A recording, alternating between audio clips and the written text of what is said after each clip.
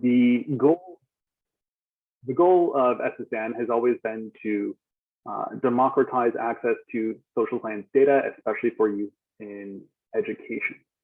So a lot of the programs that we put on try to provide access to census data, American Community Survey data, and other resources that are useful for use in education, but as well as the broader public.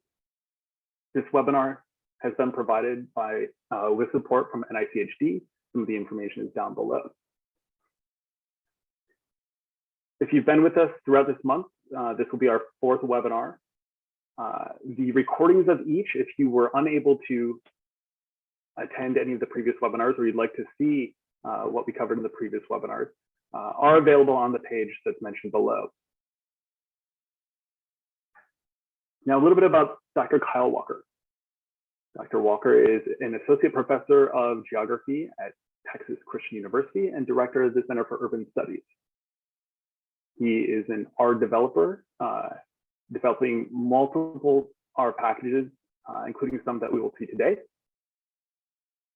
He has taught a wide variety of courses in geography, particularly human geography. He's also taught data access and visualization using R, Python, and GIS. And he has also developed a virtual course called Analyzing US Census Data in R. With that, I will hand things off to our presenter, Kyle Walker.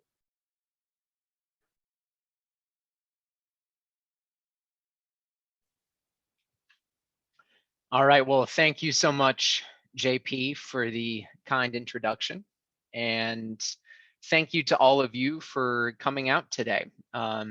Thanks certainly to those of you who have attended the previous 2 webinars and are still coming out to spend some additional time learning about some of the features available in Tidy Census and other packages. And thanks to those of you who are coming out for the first time, who may not have come out for the first 2 webinars. And so I've tried to structure today as best as possible to be relatively self-contained, but there is going to be some information in today's webinar that builds upon information that was learned in the previous 2. What that means is if anything feels like it's going over your head a little bit, or it's not covered in as much detail as you might like, the video recordings of the previous 2 webinars are available, and you would be able to review and pick up a little we're leaving off here. But I'll try to make this about as self-contained as possible. A few things, housekeeping details that we'll want to cover before getting started here for those of you who like to follow along.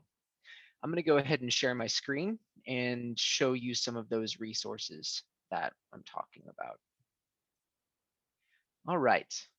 So what we're going to be going over today is a variety of functions and to work with US Census data, but also to work with international census data, which you'll be learning about in the 3rd hour of this webinar. And so there's a couple of resources that JP had mentioned that might be helpful to you as you follow along today, if you would like to follow along interactively. One is the link to the slide deck. So the slide deck that I'm using here is hosted on my personal website, and the link to the slides was provided by JP in that email that he sent out. So you can follow directly along on the slides on your own computer if you'd like.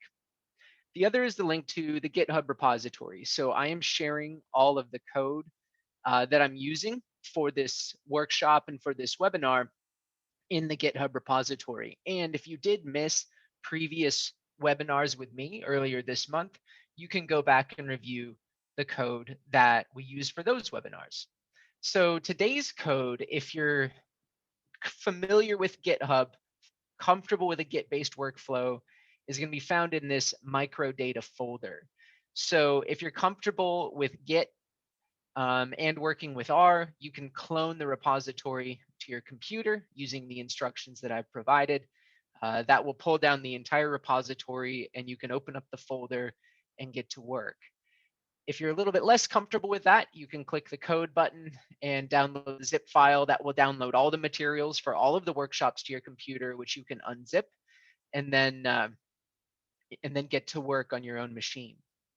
Now, those workflows are going to be probably what you want to do if you're already an R user, if you're comfortable using R and you have it already installed on your machine.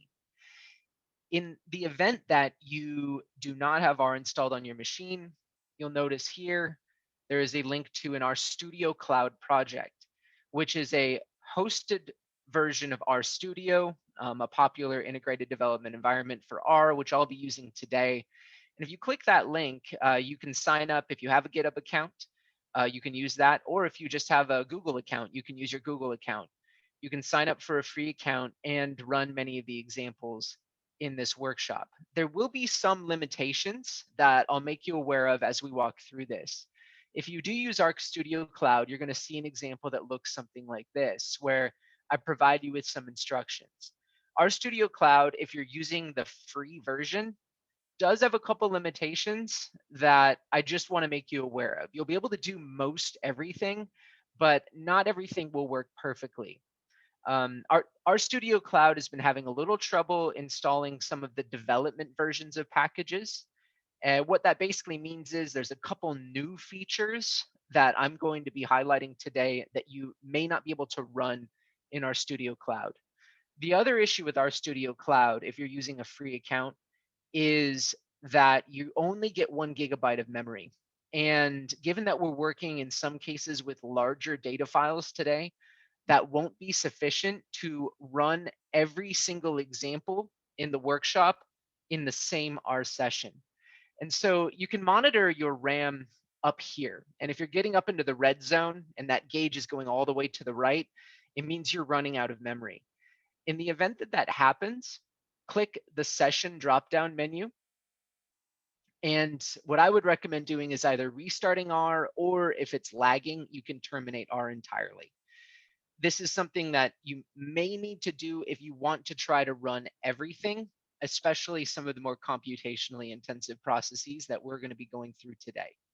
RStudio Cloud is wonderful because it gets you up and running with the free tier, but they do also have paid tiers for those of you who are interested in this platform who might need a little bit more computing power and computing performance. So hopefully this is enough to really get everybody up and running. And one example that some of you who are new to R might consider doing is trying out some of the code, at least as much as you can do in RStudio Cloud, and then when appropriate, taking it over to your own version of R that you install on your own computer that's going to have a little bit more memory to work with, and then continuing to build your skills from there. All right, so with that in mind, let's go ahead and dive right in. So today's workshop is titled ACS Microdata and International Census Data. Appreciate the introduction from JP. Again, I'm an associate professor of geography at TCU. I've been working there for the better part of the last decade, and been doing research primarily in population geography. That's my area of interest. More recently, focusing on software tools for open data science in population geography. You know, that's really where my research trajectory has gone in recent years.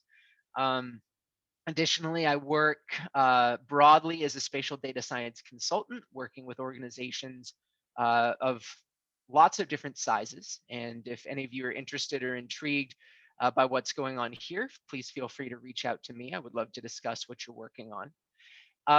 As JP mentioned, where a lot of my energies have been focused in recent years is in developing our packages.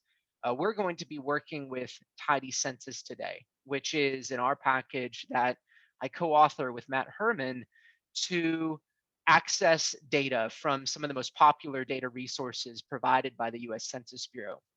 A couple other packages that I've discussed in previous workshops include the Tigris package, which is used to acquire and use US Census Bureau shapefiles in R, and the Mapbox API package, which is the subject of a workshop I gave that was recorded at the University of Pennsylvania last fall that allows you to interact with Mapbox web services in R. The content that I'll be covering today is really the final third, or much of the final third, of my forthcoming book, Analyzing the US Census with R. There's going to be more content in the book than I shared today, but this is definitely a preview of the book's content. So, as mentioned, this is the third and final workshop in my 3-workshop series that I've been giving this March for the University of Michigan and SSDan. Today's focus is on microdata, which I'll explain more in just a moment, and international census data, so non-US census data. The 2 other workshops that I gave are an excellent primer on some of the other capabilities of the Tidy Census package and how to work broadly with census data in R. On March 4th, we focused on an introduction to analyzing and obtaining US Census data with Tidy Census. And on March 11th, so a couple weeks ago, the focus was on spatial data, spatial analysis, and mapping. So if you're interested in reviewing those materials, if you weren't able to attend those workshops, they are up on YouTube and you can go take a look. So also, as JP mentioned, we're organizing today's content into 3 sections. This will give us a chance to take a break, stretch our legs a little bit in between sessions, but also organize the content, ask some questions, and do some exercises. In the first hour today, we're going to focus on using American Community Survey microdata with Tidy Census. This is brand new functionality in Tidy Census that is new to the package in the last year and is something that I, in particular, am quite excited about. In hour 2, we're going to delve in a little bit deeper and explore some advanced examples, focusing on how to analyze microdata appropriately, use survey weights, how to model microdata, how to map and visualize microdata. So whereas hour 1 is focused more on really understanding what microdata are and what you can do with them, hour 2 is going to get into really some applied examples of how you might actually do some analytics and do some research with those resources. Then hour 3 is kind of a bonus hour because this was not originally advertised as part of the workshop, but certainly we focused in this workshop series on United States Census data. But many of you are interested in or coming from a non-US context, and there are a lot of great resources for working with non-US census data. And so we're going to do a kind of a survey, an overview of some of those resources to highlight some of those R packages and maybe get you started working with some of those non-US resources as well. So a couple things thinking ahead to hour 3. I try to make everything as replicable and self-contained as possible in these workshops. That becomes a little bit more difficult when we're going outside of the Tidy Census ecosystem and looking at other R packages for other countries. And so if you want to run every single example in this workshop today, you will need to get API keys. This isn't fully necessary, as I would say the last hour is more for a little bit of show and tell. This is what you can do. Go try that after the fact. But if you would like, something you can do right now or in the breaks is go grab an API key for Canada and for Mexico. The Canada API key, you'll establish an account with the Census Mapper service. For Mexico, you'll grab an API token from their National Statistical Agency, INEGI. If it doesn't come through the first time, maybe try again. It sometimes takes me a couple of tries to get it. But that's where you'll want to go to get API keys to run those examples. All right, so let's move now into part 1, using ACS microdata with Tidy Census. So a little bit of an overview and a refresher even for those of you who have attended or maybe haven't attended the previous workshops this month.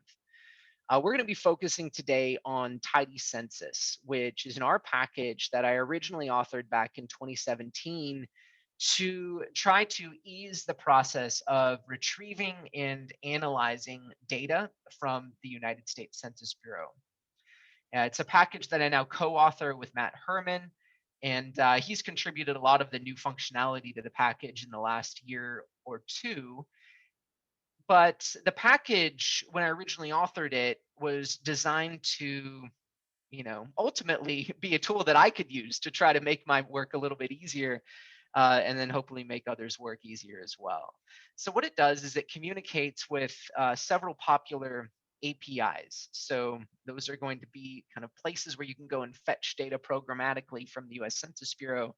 It pulls that data into R and formats it in tidyverse friendly format, or tidy format, which means format that is a format that's ready to go for analysis with tidyverse tools like dplyr and tidyr, or with visualization tools like Ggplot 2. Additionally, the package communicates with my other popular R package, Tigris, to pre-join geographic data. And so if this is something outside of this context that interests you, something Tidy Census can do is answer questions like, well, I want to make a map really quickly of median household income by county in Texas. And instead of having to go to different data sources, pull down the data, format it, merge it together, Tidy Census can do all of that for you by default. And if you're coming to this workshop for the first time, something that you might consider doing is working through some of the examples in the GitHub repository. So if you look at the census data in R folder and you go into the code subfolder, you'll find an R script called part 1 code. That's for the first workshop, and you can go through and try all that out.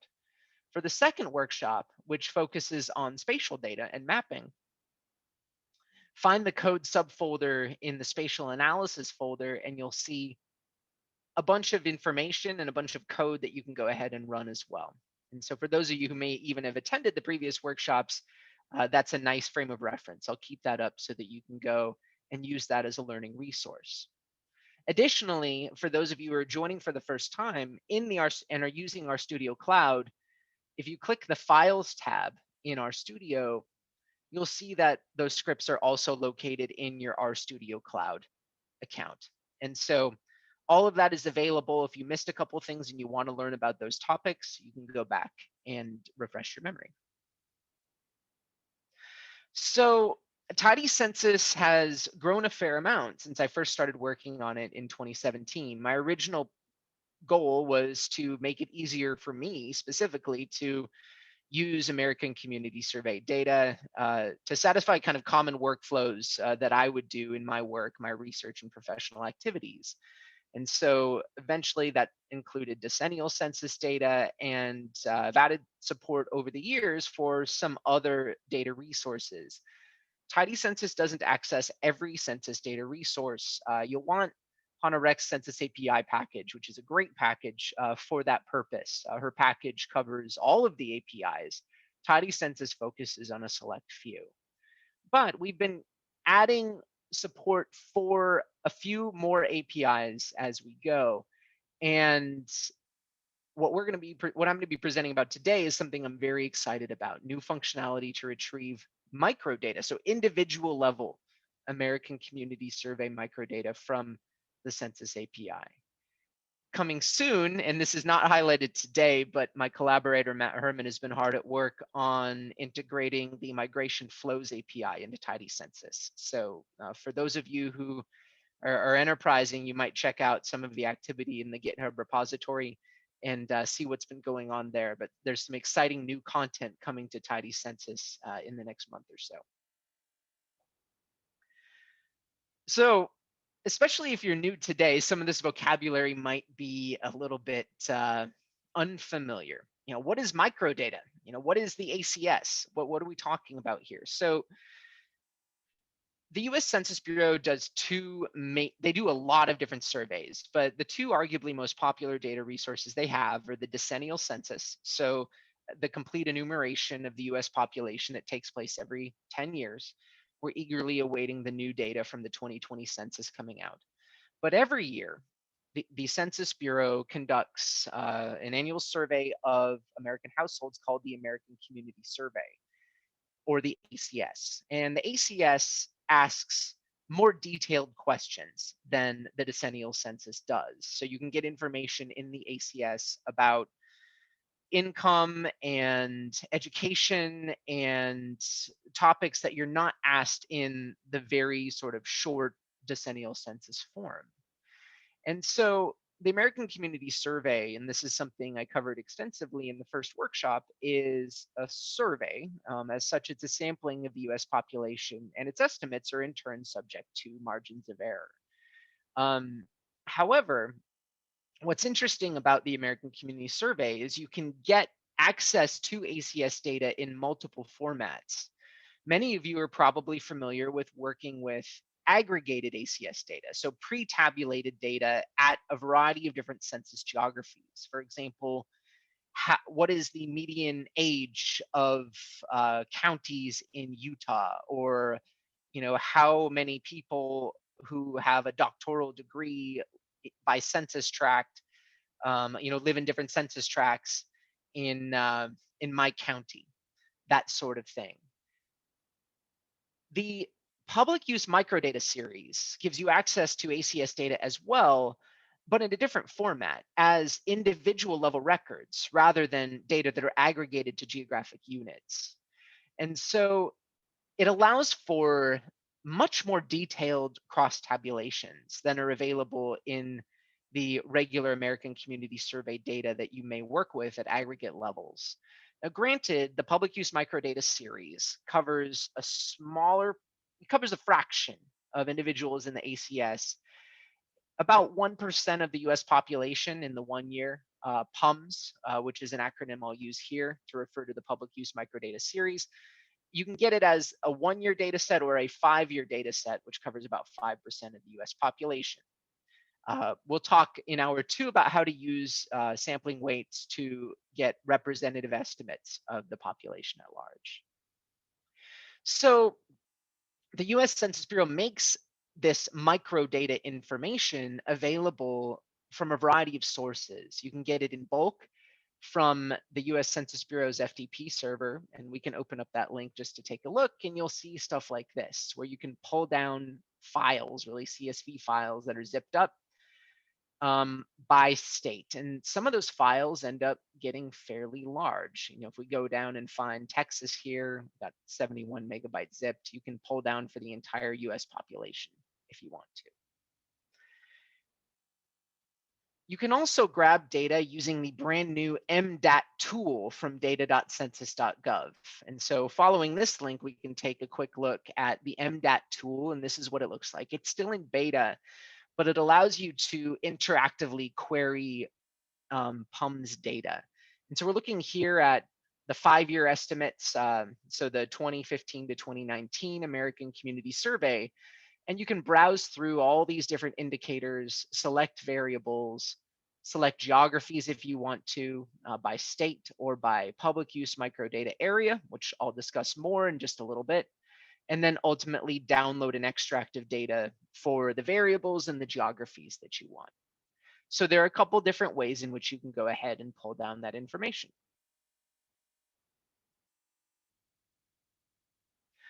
For those of you who have worked with microdata before, however, you may have used these census data resources, but at least in the worlds, where I, learned how to use these resources, coming up through social science graduate programs, most people that I came across who are researchers were interacting with microdata through IPUMS, the Integrated Public Use Microdata Series, which is a project out of the university's Minnesota Population Center, where I actually did some doctoral work as a graduate student at Minnesota.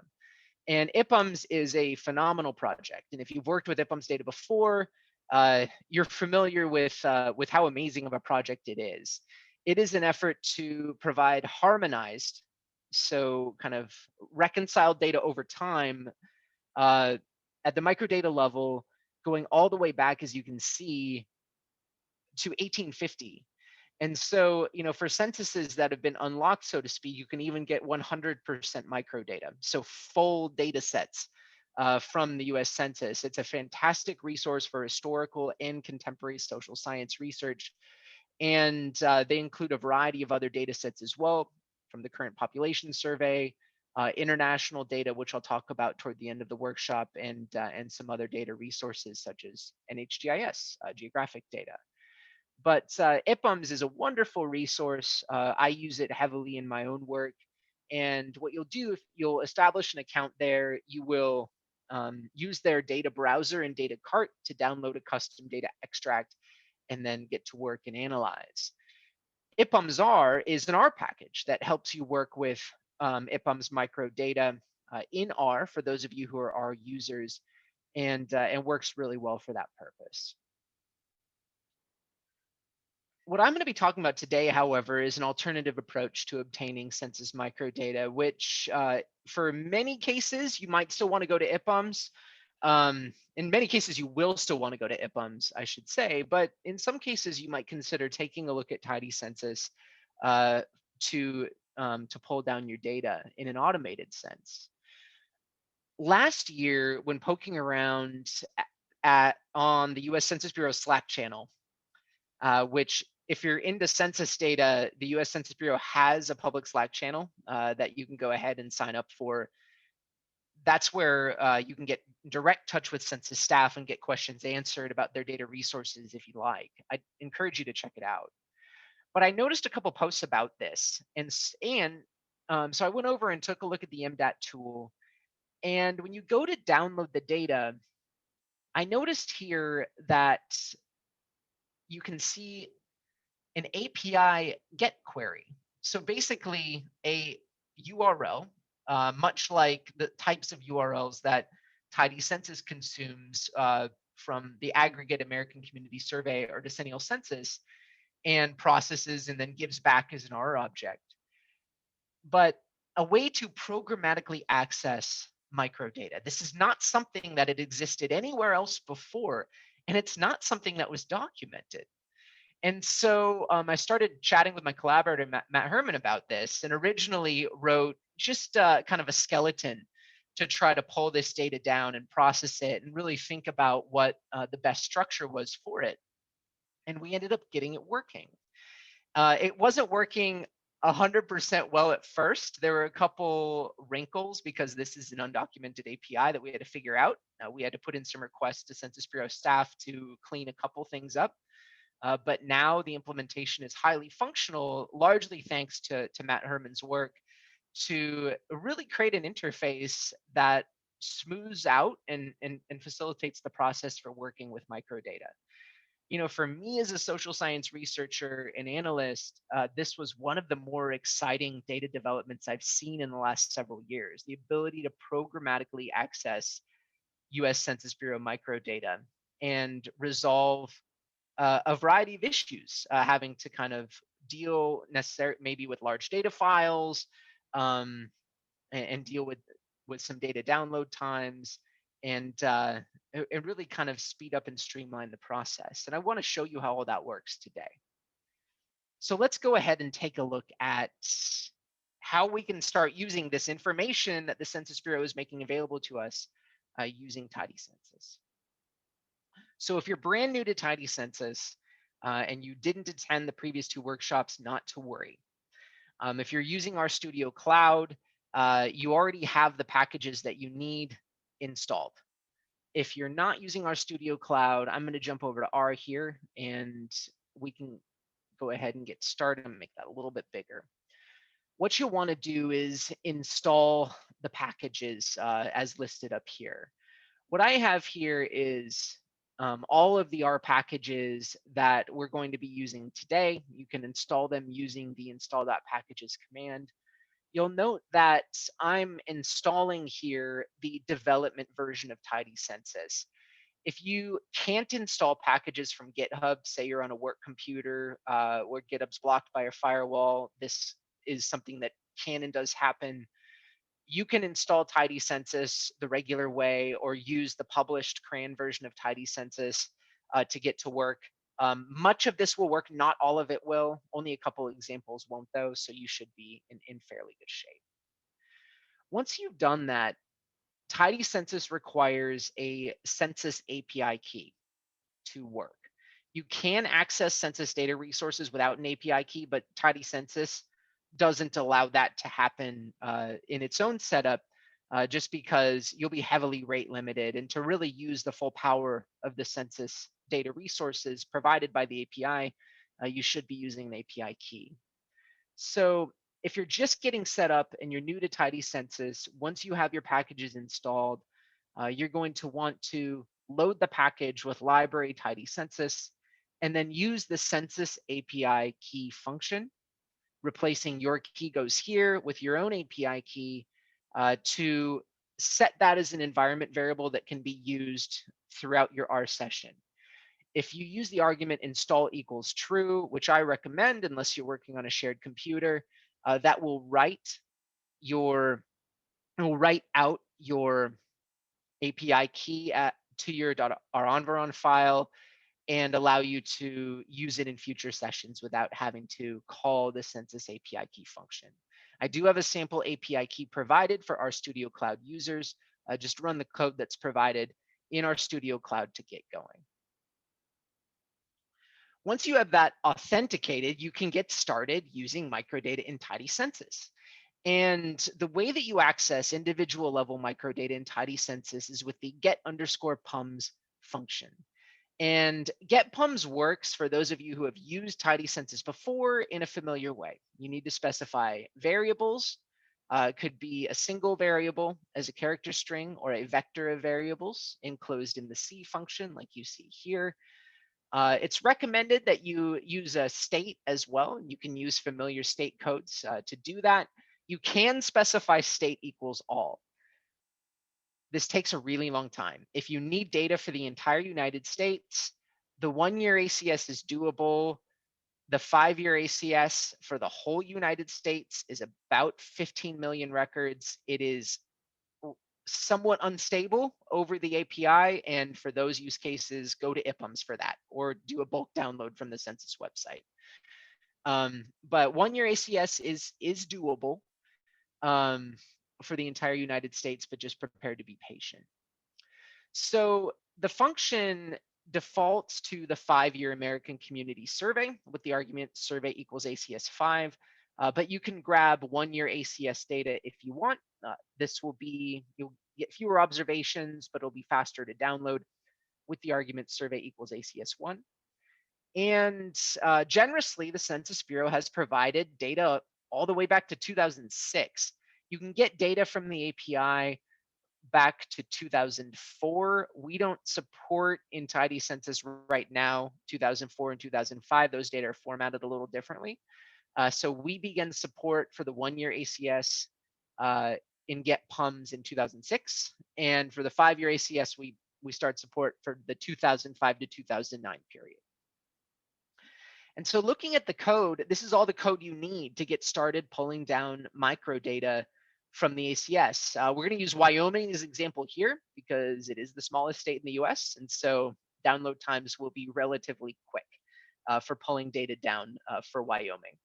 So I'm specifying here inside the getPums function a vector of variables. I'm going to grab sex. I'm going to grab the code here for age, which is age P, and I'm going to grab the code here for educational attainment, which is school, SCHL. I specify state equals Wyoming. If I want the 1-year ACS, I specify survey equals ACS 1. And the year defaults to 2019, but I'll be explicit about that here. So jumping back to R, let's go ahead and try that out. So we're going to run the code here. Let's see what we get back. Takes just a moment to download our data.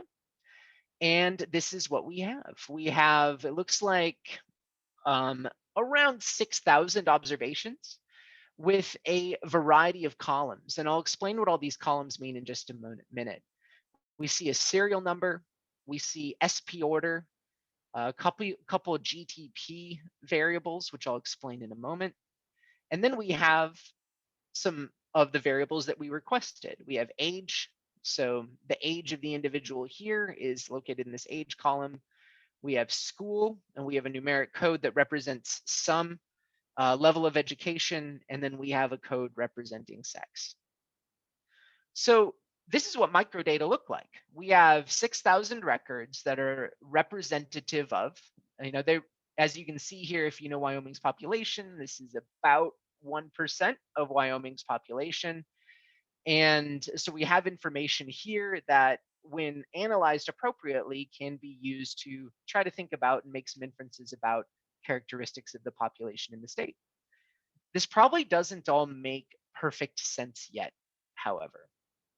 And so we're going to go through a variety of different functions and sort of characteristics of the data to help this make a little bit more sense. So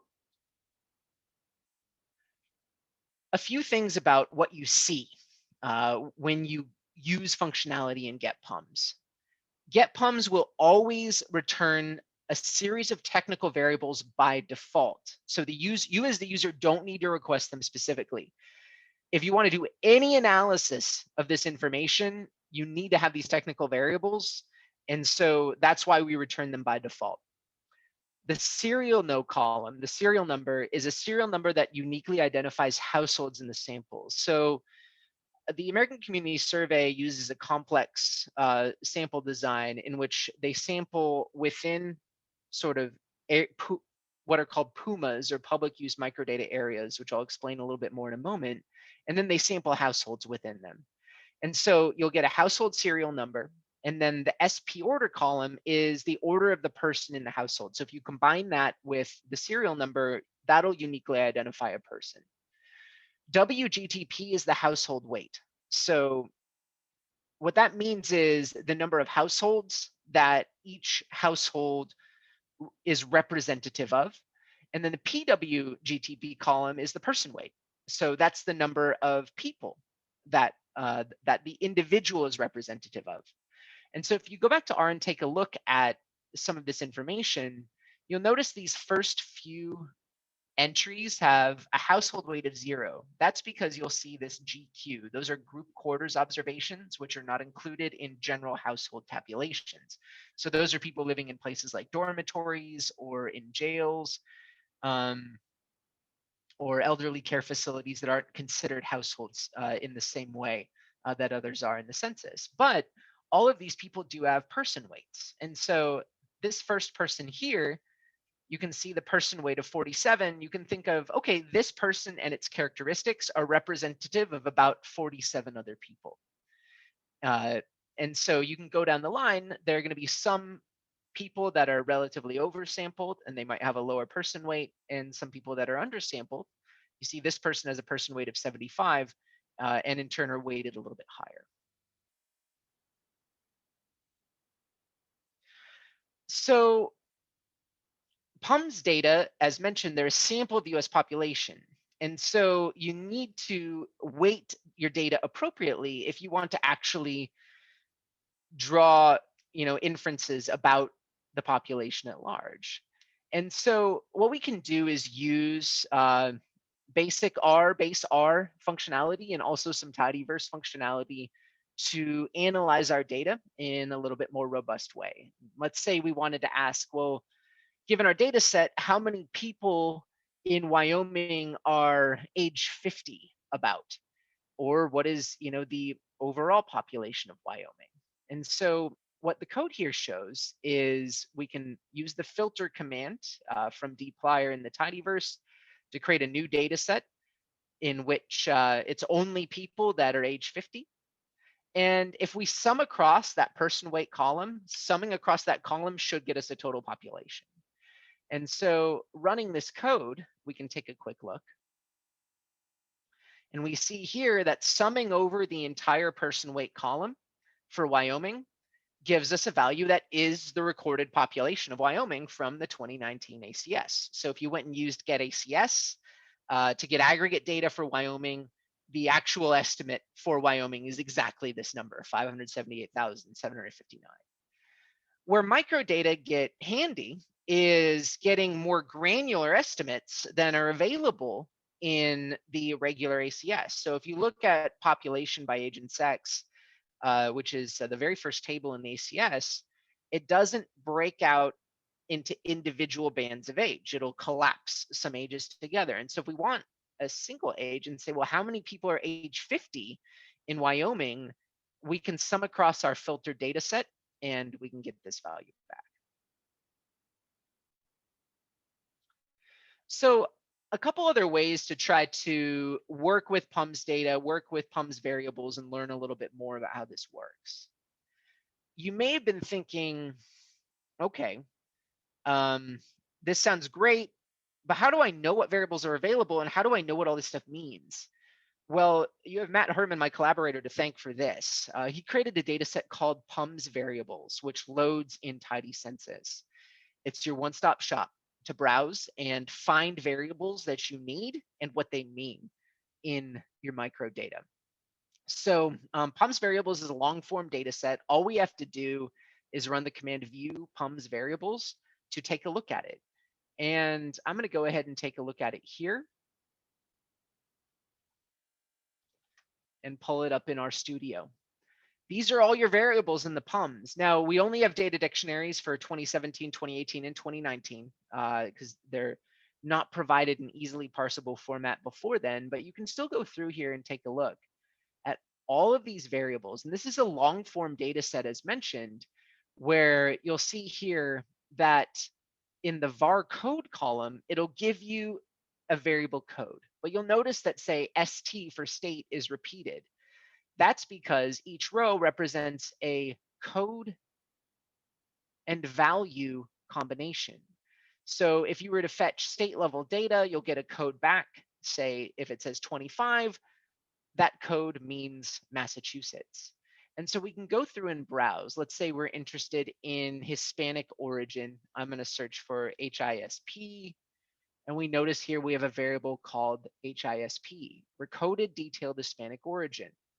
We can scroll over and take a look at the different values. So value 1, 01 is not Spanish, Hispanic, or Latino. Value 02 is Mexican, value 03 is Puerto Rican, and so on and so forth.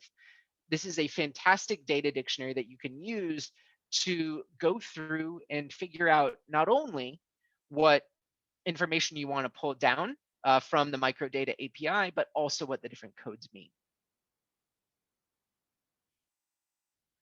Beyond that, however, if you don't want to go through and actually scribble down what all the codes mean, some functionality that we built into Tidy Census is the recode equals true argument.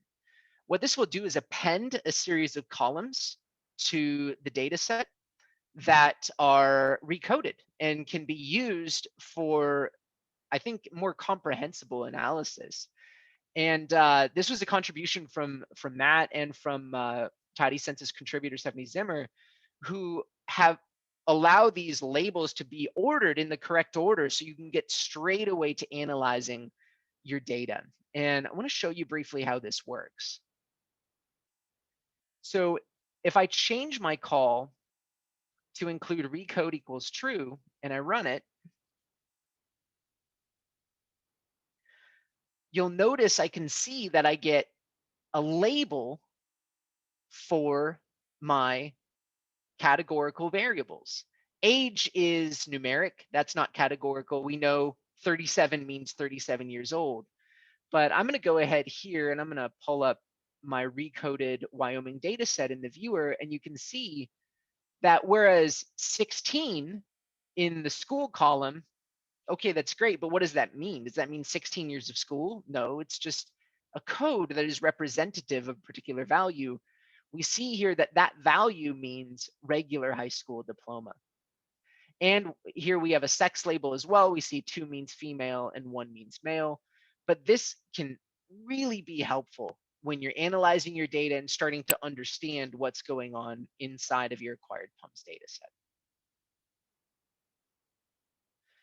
A couple other features that I want to show you before we move into a break.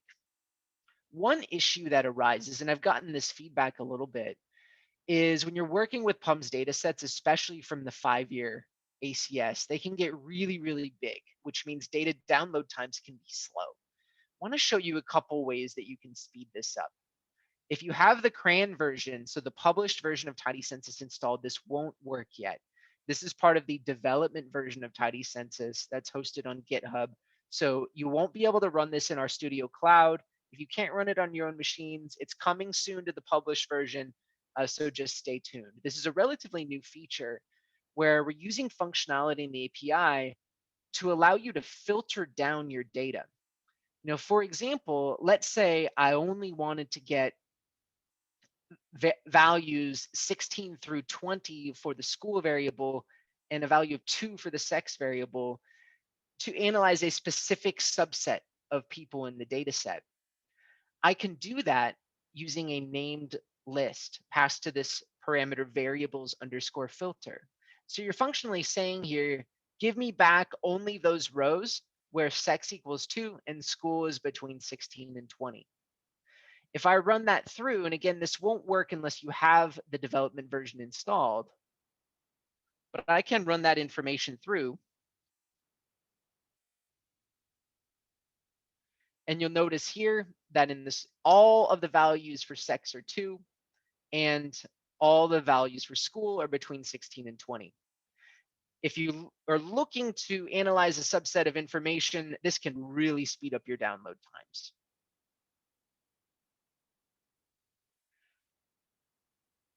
The last piece that I want to cover before we go into our break is thinking about geography in microdata and how that's handled.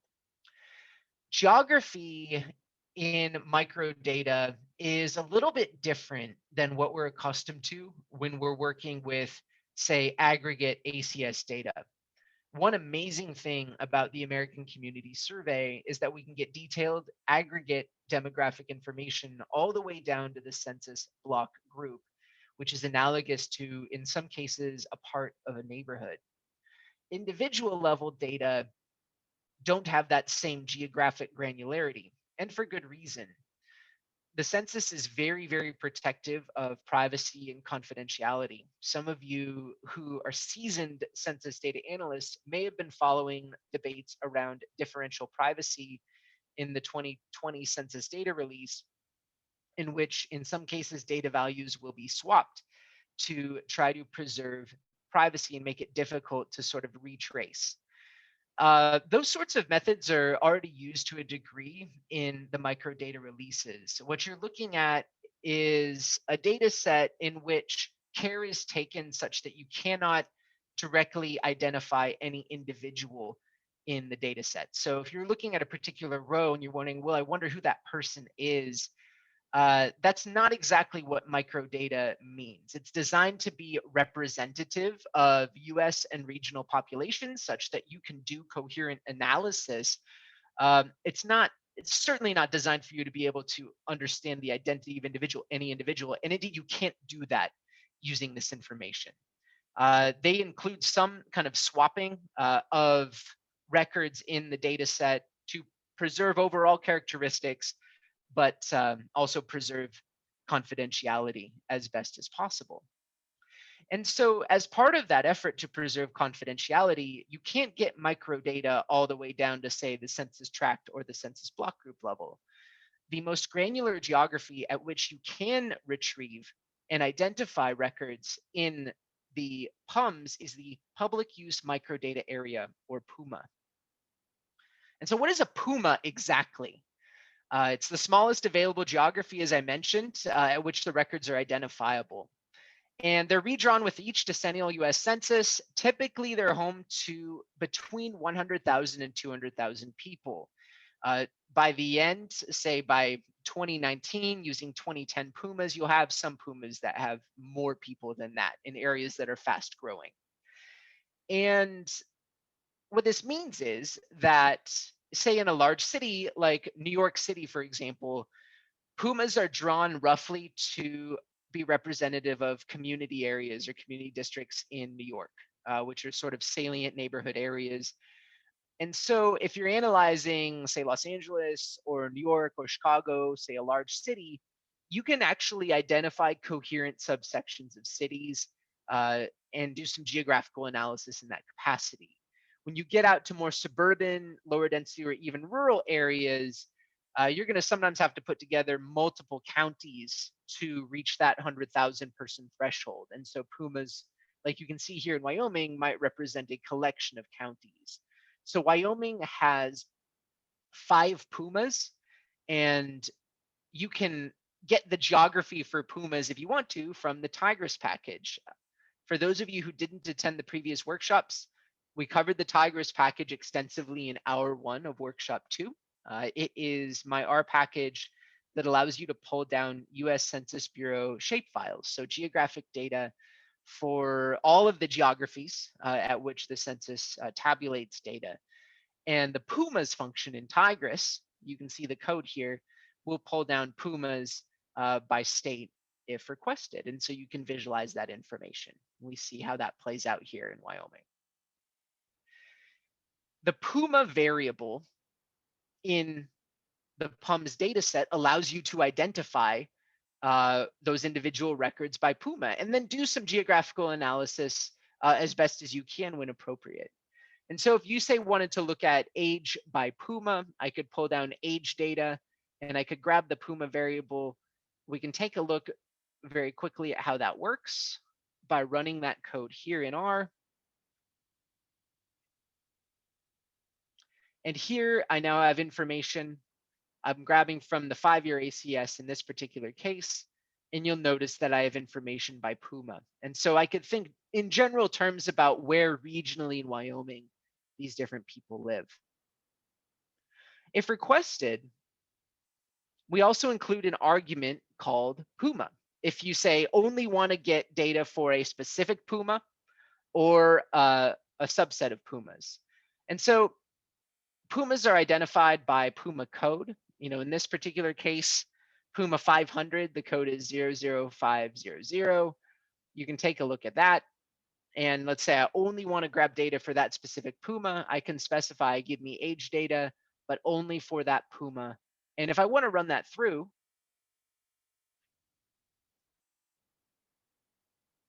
you'll notice that I only get data back for that specific area. So if you're analyzing information for a specific area, or you could even do a vector of areas as well, that can be really handy to, you know, parse down those, or at least kind of take down those data download times. So the variables filter command, the variables filter argument, the Puma argument, these are all things that could have been done on the R side. Conceivably, you could pull in the entire data set and then filter or subset your data after the fact. But what this does is it restricts the data that's coming out of the API from the census website, and in turn cuts down on your data download times. So this is a handy tool in that capacity. If you're trying to figure out what Puma codes to look at, there's a variety of things that you can do. The thing that I usually do, which is maybe a little bit more advanced, is exactly what we covered in hour 3 of the second workshop. I will use spatial overlay to pull out Puma codes if requested. Another thing that you can do, and this is using some information that we went over in the previous workshop as well, is grab the appropriate data set using the Tigris package and then use the map view function to interactively browse your data. And so if I were interested specifically in analyzing Laramie and Cheyenne, I could click and I could see, okay, that's Puma 00300. That's the one that I want to take a look at. Or if I'm interested in taking a look at this area here, up by Teton County, that's Puma, the Puma code is here, 00100. I could pass that to the Puma parameter as an argument and get back data appropriately. So having these interactive tools at your disposal to go back and forth can be handy. All right, that wraps up part 1. So let's break for around 10 minutes. We'll come back maybe around 3:05, maybe a little bit after 3:05. And so take some time to stretch out and do a couple exercises if you want to. A couple recommended exercises. Try requesting some Pums data for yourselves, but for a state other than Wyoming. Just be warned that, especially if you want 5-year data, if you're looking at California or Texas or Florida, download times can be a little bit slower. But for small states, it'll usually be pretty quick with a high-speed internet connection. Additionally, try using that Pums variables data set. Use the view command in RStudio to pull it up, browse it through, and then try creating a custom query where you pull in some different data. We were looking at age, sex, and education in this particular example. Try pulling in some other data and use that recode argument as well to help you understand what you're getting back. So let's come back in around 10 minutes or so. We'll have some time for Q&A and get into the second section, which is really getting into some robust analyses with the data that we've acquired. All right, great, Kyle. All right, everyone will meet back at 3:07.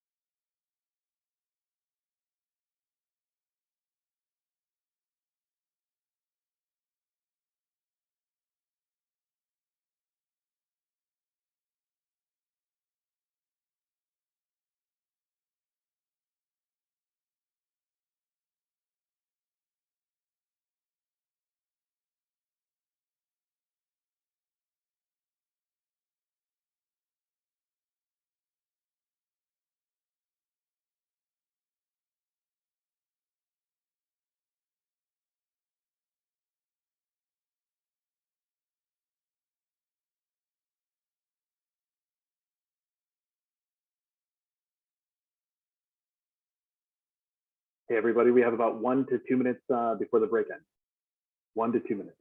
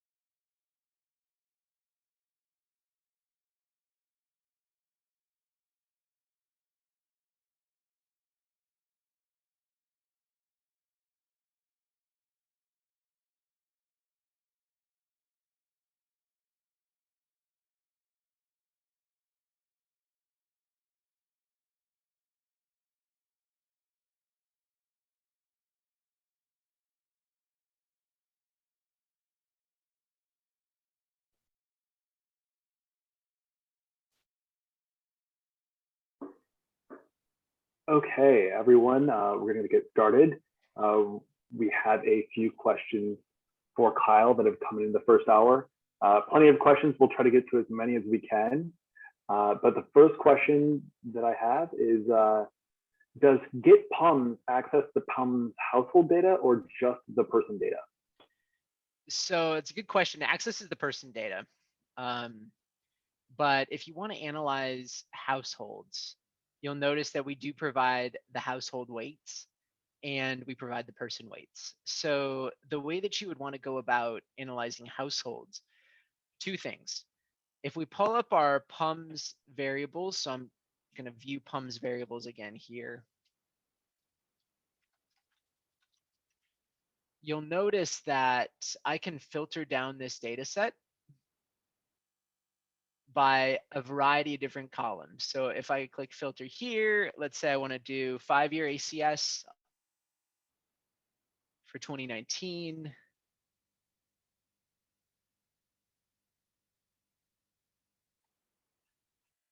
And if I scroll down, you'll notice in this level column, we separate out different variables by housing and person. And so that'll tell you which variables are appropriate for household level and person level analysis. If you want to do household level analysis, and come to think of it, this might be a good option to put in there. You'll notice when you take a look at our data here. So see what's on the screen highlighted here. Each household has a serial number. There are 3 people within this household in the data set. You can see there's one age 38, one age 36, and one age 5. So that is likely a couple and their child. And you'll notice the SP order column 1, 2, 3. So generally speaking, when demographically we're talking about a household head, if you will, that person will be considered number 1. And so if you want to do household level analysis, you would want to subset your data down for only those records that have an SP order of 1. And that'll allow you to compare across households, and then you could use the household weight accordingly. So it's an interesting comment. It makes me think about maybe putting in a feature where you could just pull down household level records automatically. I think that's something to consider, but that's the workflow that you would use for the time being. Great. So we have a question a little bit more about the data beyond the data themselves. So is the Pums data a subset of ACS data, or is it the whole set of ACS data that was sampled? Yeah. So is it a subset of all the respondents, or are they all of the respondents to the American Community Survey in that year? Again, that's a great question. Just kind of going back here. So the Pums data is a subset of the American Community Survey. It is not all of the respondents to the American Community Survey. So the American Community Survey covers about 3 million households annually. So it covers about 10 million people annually. The ACS covers, which is about 3%, give or take, of the U.S. population. The 1 year Pums only covers about 1% of the U.S. population. So you're getting about a third of the responses from the ACS. For those of you who are academic researchers, some of you might be familiar with the federal statistical research data centers that are across the country. I believe there's one up at the University of Michigan. I work at one over in Dallas. And you can get access to a larger sample from the American Community Survey in microdata form there, with the significant caveat that it took me about 2 years to get access and approval to do research there. It takes a little time, but you know, that's an option for those of you who are academic researchers and are looking for a larger sample. The public data, we're only talking roughly about a third of the ACS. So it's interesting, and you can play around with this. Generally speaking, for larger geographies, your estimates, your tabulated estimates from the ACS Pums will match very closely with the aggregate data you'll get back that the Census Bureau publishes. But when you start getting more granular for smaller populations, you're going to notice some variance. Thank you. And then one last question before we let you get to the second hour. So is there an option for running git pums just to get, say, the first 10,000 rows back from through the API, similar to what users of SAS might know, obs equals, say, 10,000, to just grab the first 10,000 observations? Not at this time. You would need to pull down your data and then use data filtering tools, say in dplyr in the tidyverse to do that sort of thing. Okay. So conceivably, you could do something like, you know, using base R notation. I'm gonna, let's say I have this information. What's my largest data set? So I have Wyoming, age by Puma. That's the 5-year ACS microdata sample for Wyoming. So it has about a little under 30,000 records. If I wanted the first 1,000, I could do something like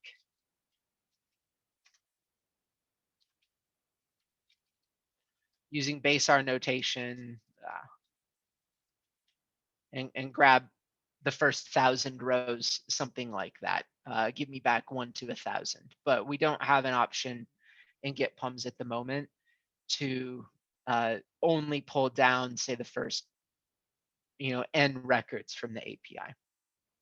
But if you were interested in just grabbing a selection of the results, you could use some of the strategies that you brought up earlier, such as using the filter. Is that right? Exactly. You could use the filter command and filter for the first N rows if you want to, or you could subset your data using bracketed subsetting notation from base R, like I've done here. Great. All right. Well, we'll turn things over to you for the next hour. Good, Kyle. Excellent. All right, so moving into part 2, and I noticed there were a few questions in the Q&A that will be answered in part 2. So, so stay tuned for that. Now that we've learned how to acquire Pums data in R, how do we go about analyzing it and modeling it appropriately? And this is something that is important to consider in working with Pums data. It's not just your normal data set where you open up a CSV and start doing crosstabs. That's not how the data are structured. It's a complex survey sample that's weighted. And so if you were just to tabulate your data without using the weights columns, you would get incorrect estimates. You get incorrect results. Beyond that, um, these are drawn from, again, using a complex survey sampling design, and they're designed to be representative of the US population, but because they're a sample, any estimates that you tabulate will be subject to some degree of error. And this is why, as I discussed heavily in the first workshop, but just to review here, tidy census, when grabbing aggregate ACS data, always returns the margin of error. This is a really important consideration. This isn't based on a complete enumeration of the US population. It's based on a sample used to make inferences about the general population, which in turn means that there's error. There's error that you need to account for around these estimates. And when you do highly detailed cross tabulations, which is one of the principal benefits of working with Pums data, your errors might be pretty big. So we're going to talk a little bit about how to generate those errors and how to analyze them and incorporate them into your analysis. And so, but these are things that you really do need to think about. The Pums data are great, but if you don't use them the right way, you're going to get incorrect information back. You can't just fire them up and start saying, okay, here's my data set. There's 75 people who are men in this Puma between age 50 and 55. That's not what it means. It's a weighted sample, and you need to incorporate those weights. And so I'll show you some strategies for handling that. So tidyverse tools and some extensions to the tidyverse are pretty fantastic for handling some of these considerations. So I'm going to pull down some data for a state that's a little bit larger than Wyoming. So we're going to go Mississippi. Mississippi's got a little under 3 million people, whereas Wyoming has under 600,000. And so we're dealing with a larger sample size here. The data download time will be a little bit slower, just as a heads up, because we're pulling down from the 5-year ACS. And so I'm going to go ahead and pull that data down and get that download started. So we're grabbing data from the 5-year ACS for Mississippi, and got a little download tracker there. It'll take a little bit longer than it did for Wyoming because we're pulling down around 5 times as much data.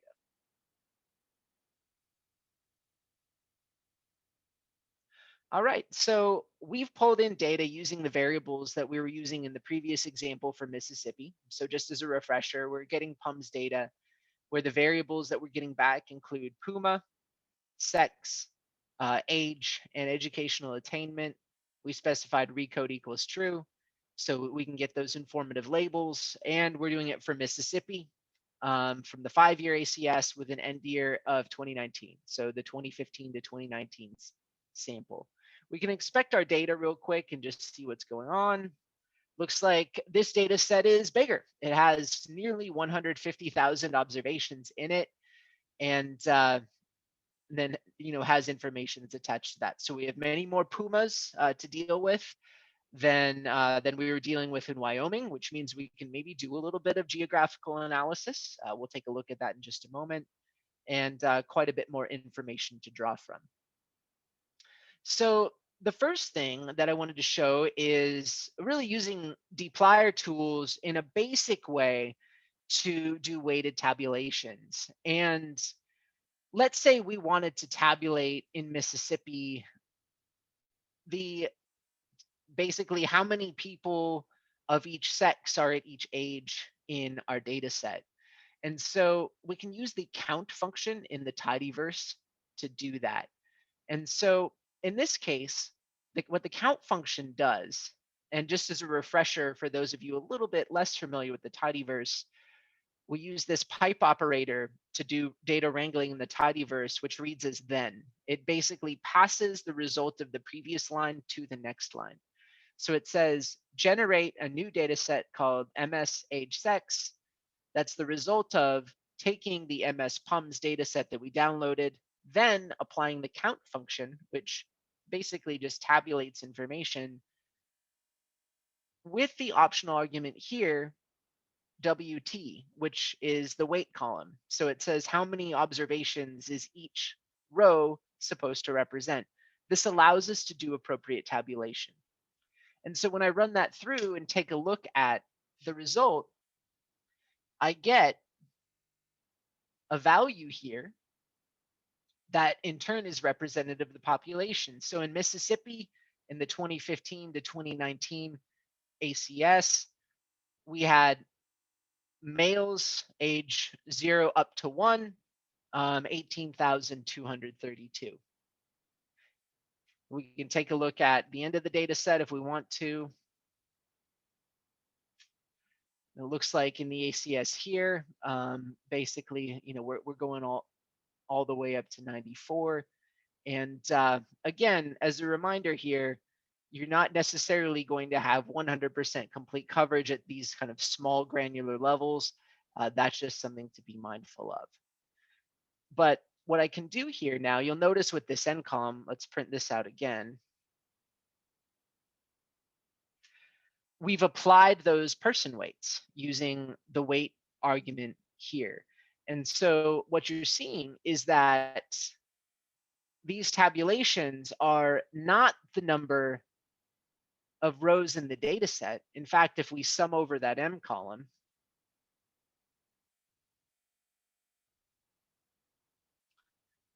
we get a value that is Mississippi's population, just under 3 million people in the most recent 5-year ACS.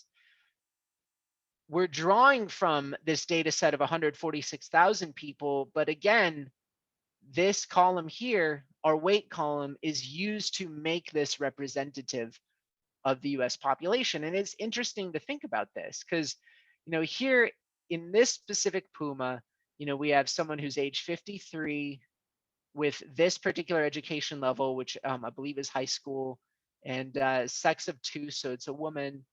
That person is only representative of 10 other people. But in other cases, this particular person here is representative of about 67 people. And so these records, they're not really to be thought of as individuals. They are individual records that are representative of the population more broadly. And so that's something that is really important to think about. With tidyverse tools, we can start to get a little bit more advanced. And credit to my collaborator, Matt Herman, I've borrowed from some of the examples that he has written up in the Tidy Census documentation and adapted them here. We can use some tidyverse tools and use some appropriate weighting and summarization over the weights column to make some tabulations that are appropriate. Some of this code is a little bit more advanced. So if you don't quite understand it, we can walk through it. Feel free to use it for study purposes.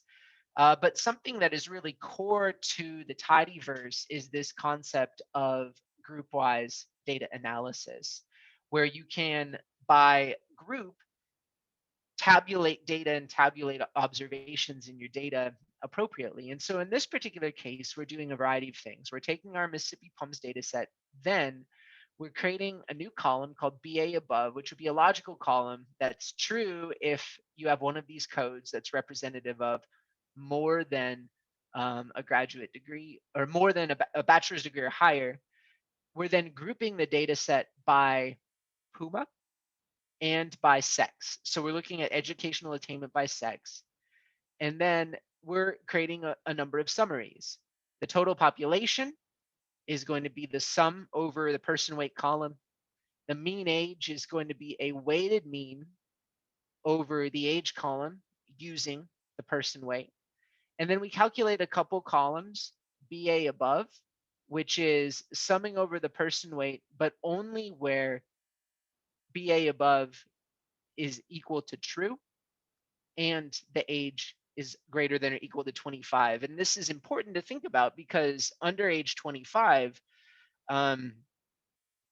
it's generally not considered to be appropriate, at least in census or ACS terms, to compare or think about educational attainment because it takes time for people to go through college and conceivably get advanced degrees. And so if you're saying, well, this particular area, nobody has a doctoral degree. And then if you actually look at the data and say, well, that's because it's a very, very young population that lives in this particular area, you may be making an incorrect inference. And so then we can calculate a percentage appropriately weighted as well. And when we go through and run that code and take a look at it, we can see what we get back. And now we have some appropriate tabulations. Total population, so Puma 100 in Mississippi has about 86,000 males, about 93,000 females. The mean age is interesting. The differences between the two, certainly for those of you from demography backgrounds, you know that women tend to outlive men.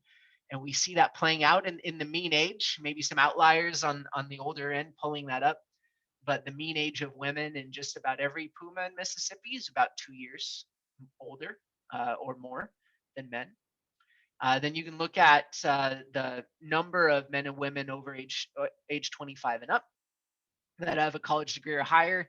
And what's interesting about this is sometimes comparing the gender gap in educational attainment by Puma. In some cases, women are well ahead of men.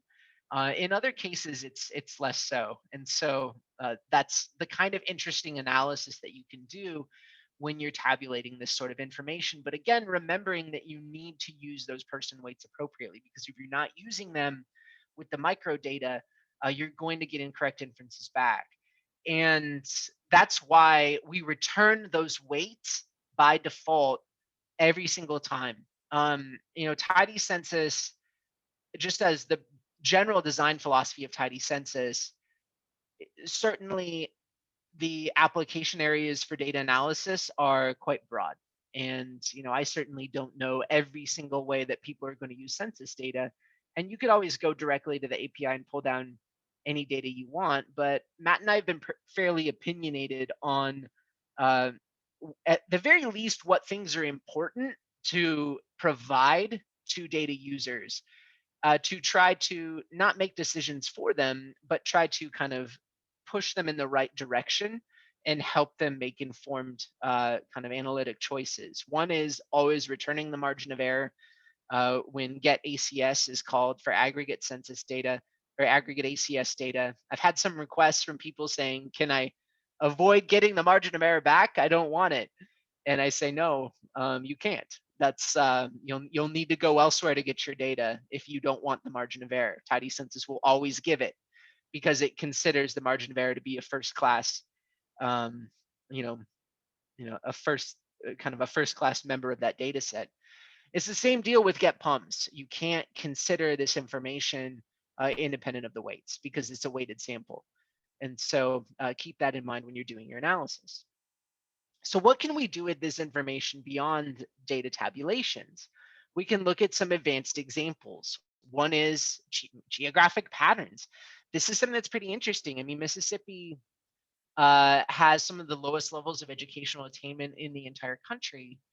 But at the same time, you will notice substantial geographic variations that play out. And you can even get a sense of that when you're looking at this data. You've got some Pumas here. We have 27.8% of women age 25 and up have a college degree in this Puma, but if you look at men in Puma 300, it's only 12.4%. So there's some substantial differences. Maybe we want to see if there are any geographic patterns at play. And so you'll recall from the previous section that we can grab Puma geographies from the Tigris package using the Pumas function. And so if I say Pumas for Mississippi, for those of you who didn't attend the second workshop, the CB equals true argument gives you generalized data that are faster to download. and clipped to the shoreline of the US. So they're a little bit more realistic looking when you map them. And I'm going to use some tidyverse functions to put this together in this more advanced example. I'm going to use the tmap package for mapping. And so I pull down the data, and then I take my Mississippi Pumas geographic data set. Then I perform a left join where I'm joining my summary data to it, where I'm matching the appropriate columns in the data set. So the Puma value in the data set we obtained from Tigris is called Puma CE10. We match that to the Puma column in our tabulated microdata set. And then I'm filtering where sex label is equal to female. So I'm just getting back the rows per Puma for women.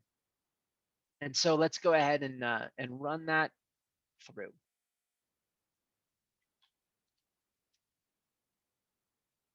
All right, so I've run that data through. If I take a look at my joined Pumas data set, this will be familiar to those of you who attended last week, but what we have for those of you who are less familiar is a simple features object. This is the modern implementation of vector geographic data in R, which means discrete shapes. So each row in this particular case is representing a Puma, and then we have data that's attached to it. And indeed, we even see this name column. If I pull this over, you'll see that looks like Puma 800 is the South Delta region. No, Puma 1600, that's the Southwest region. And we can start to do some mapping of that. So we're going to use, in this particular case, the tmap package to do some mapping.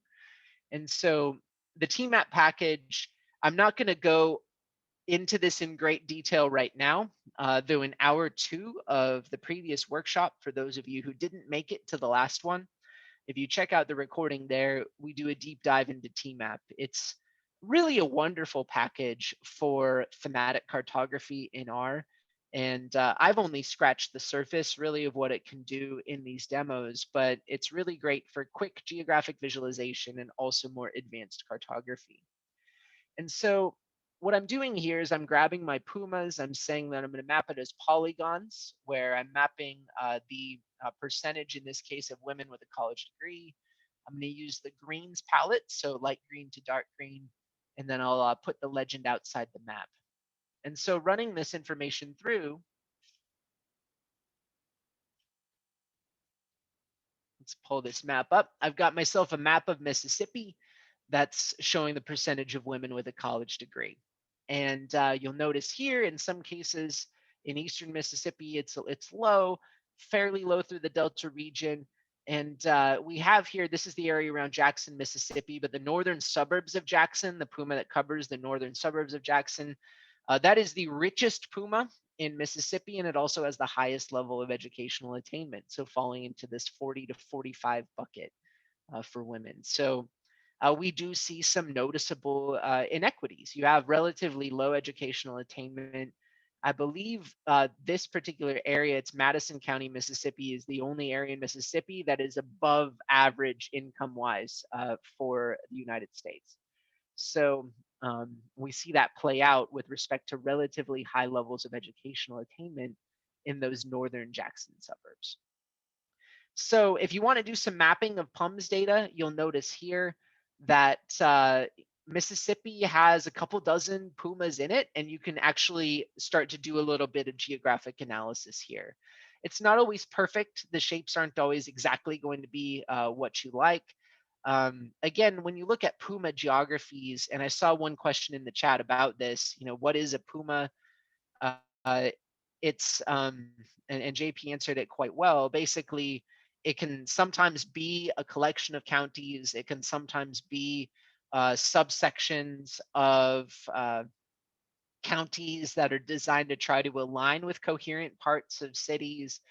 But it's not always exactly consistent across places, especially when it's trying to, say, align with community districts in New York, as opposed to other places. But by and large, census tries pretty hard with respect to Pumas to incorporate local input and make it geographically coherent. So you can really think about combining areas that are fairly similar.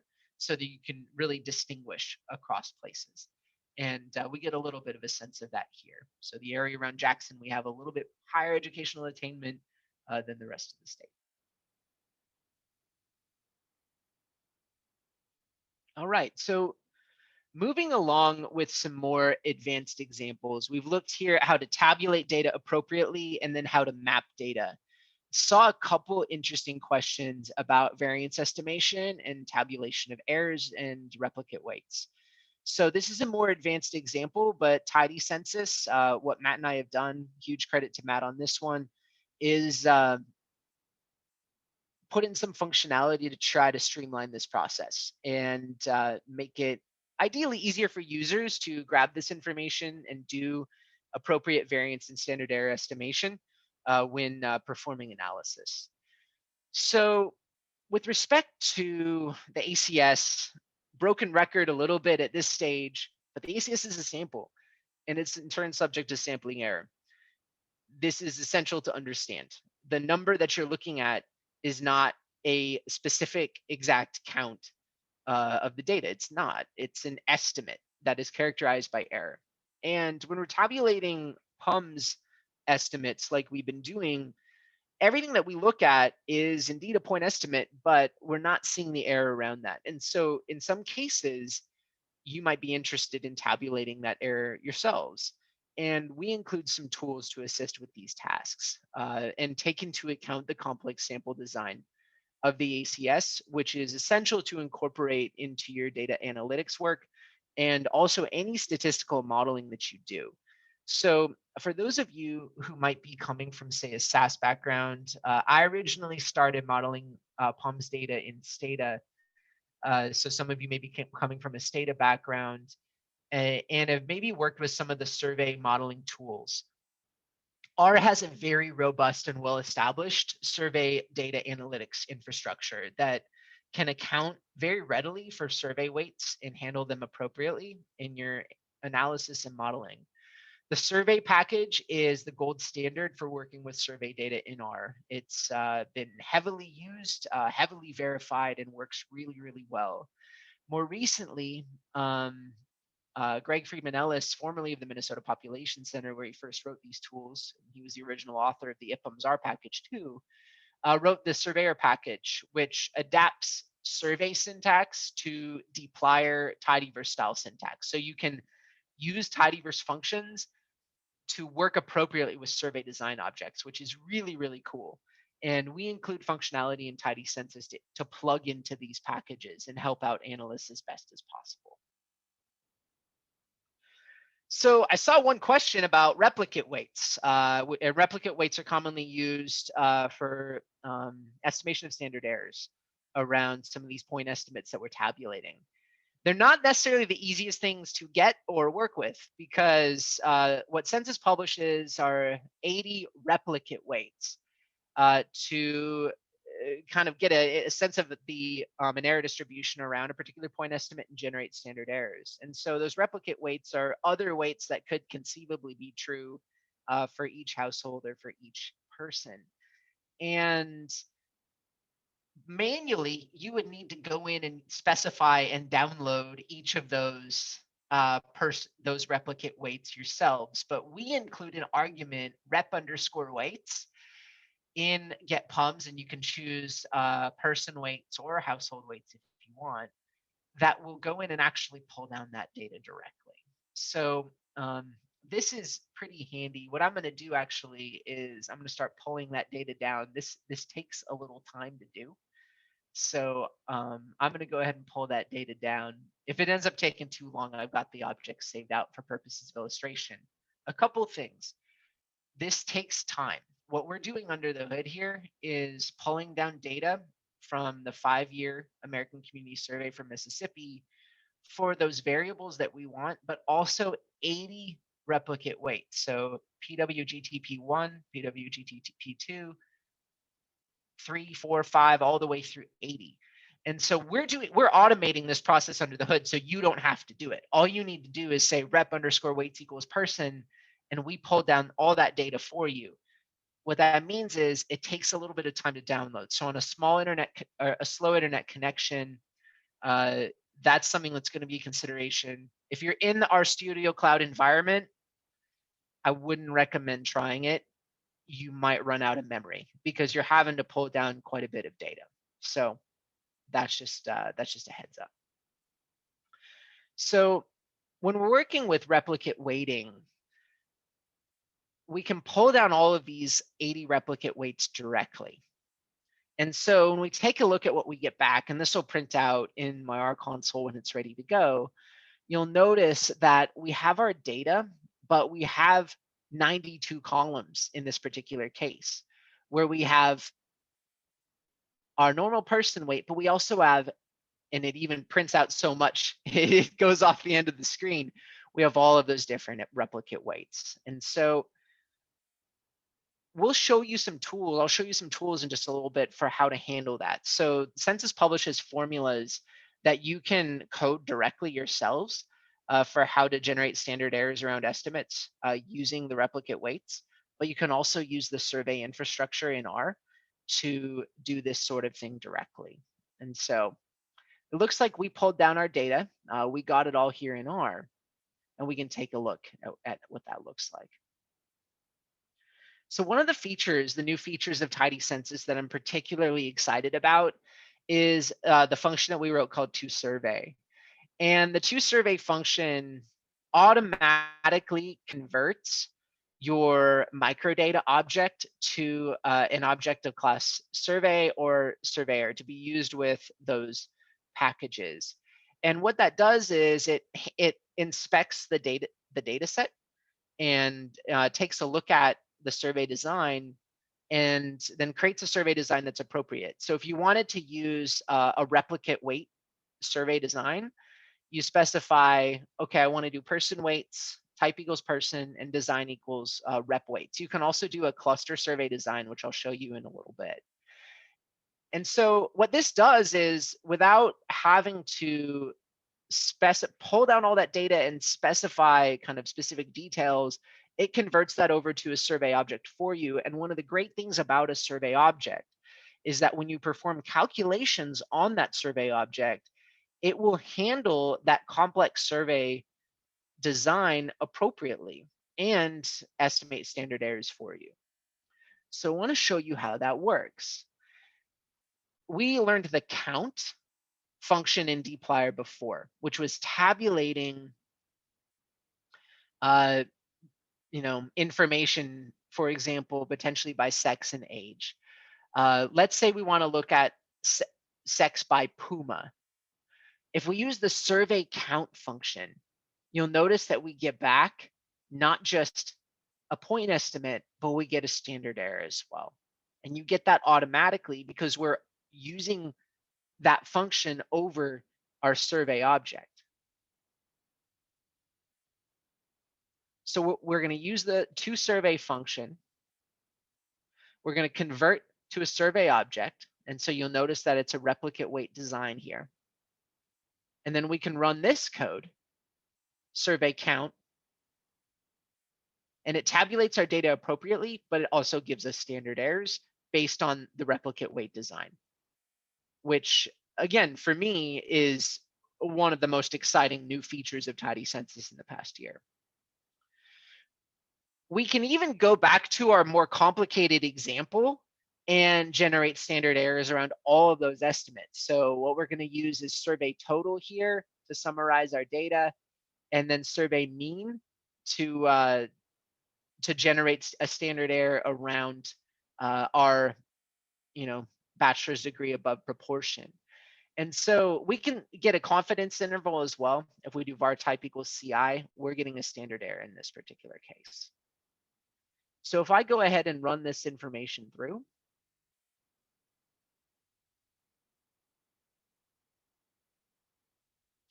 it'll take just a few moments to compute. I use the glimpse function to take a look, and you'll notice that for each of those point estimates that I've tabulated, I get a standard error attached to it.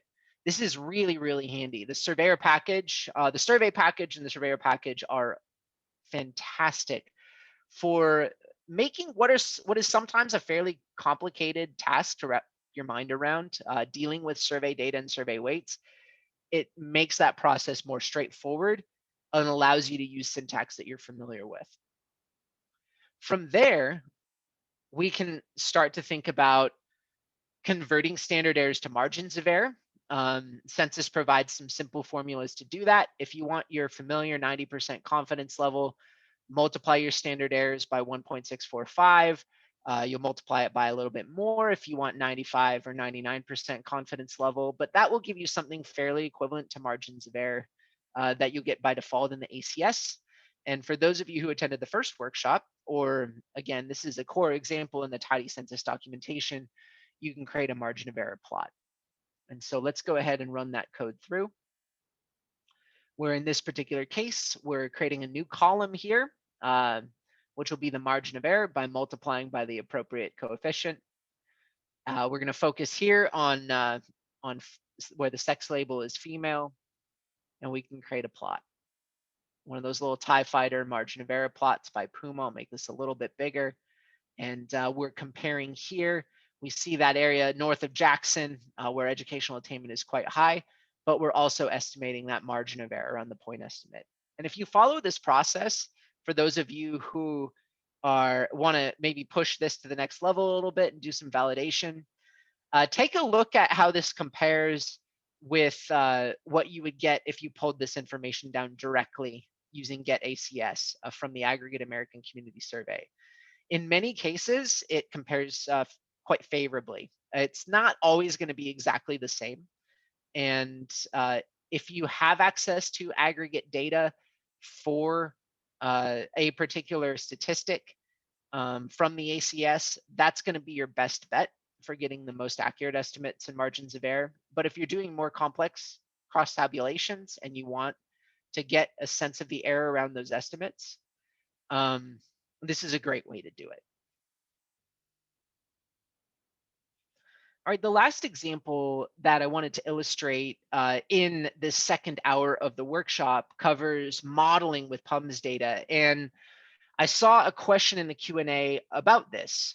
Basically, how does the package deal with subsetting and filtering with respect to survey samples? Because something that is also very important to understand, as it will very much impact standard error estimation for when you're modeling survey data, is that the sample design of a survey when performing modeling on it needs to be preserved.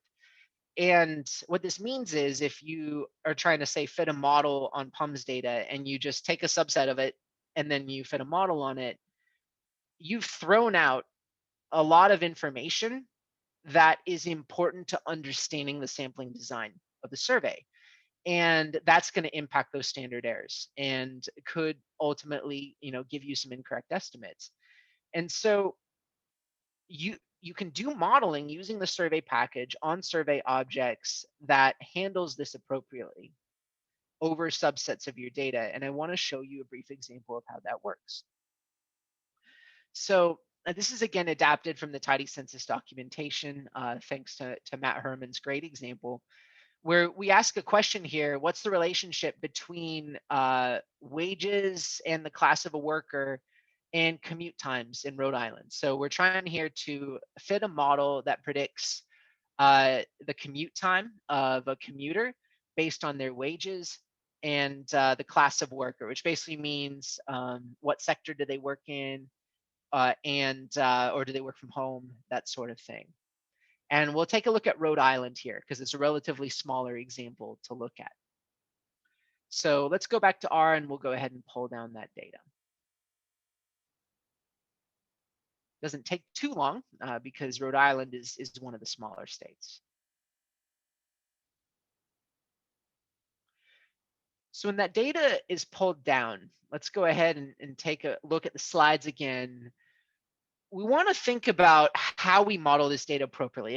You can't just throw your basic LM linear model function at the Pums data without accounting for the sample design and without accounting for the weights. And fortunately, the survey and surveyor package can handle both of those things. So Pums data have a complex sample design. I've mentioned this before. And modeling for correct variance estimation with Pums data require accounting for that. So we have observations that are clustered both within primary sampling units, which are households, and also within what are called strata. And the strata in the ACS microdata will be the PUMA. And so you have, again, clustering within the PUMA, and then you have also the household level sampling. And this design needs to be accounted for appropriate variance estimation. And so to do this, when you don't have replicate weights, you can specify using the toSurvey function design equals cluster. And by default, what that'll do, given the internal structure of how we return data in getPums, it'll account for both the primary sampling unit, so the cluster, and it'll account for the PUMA as the strata.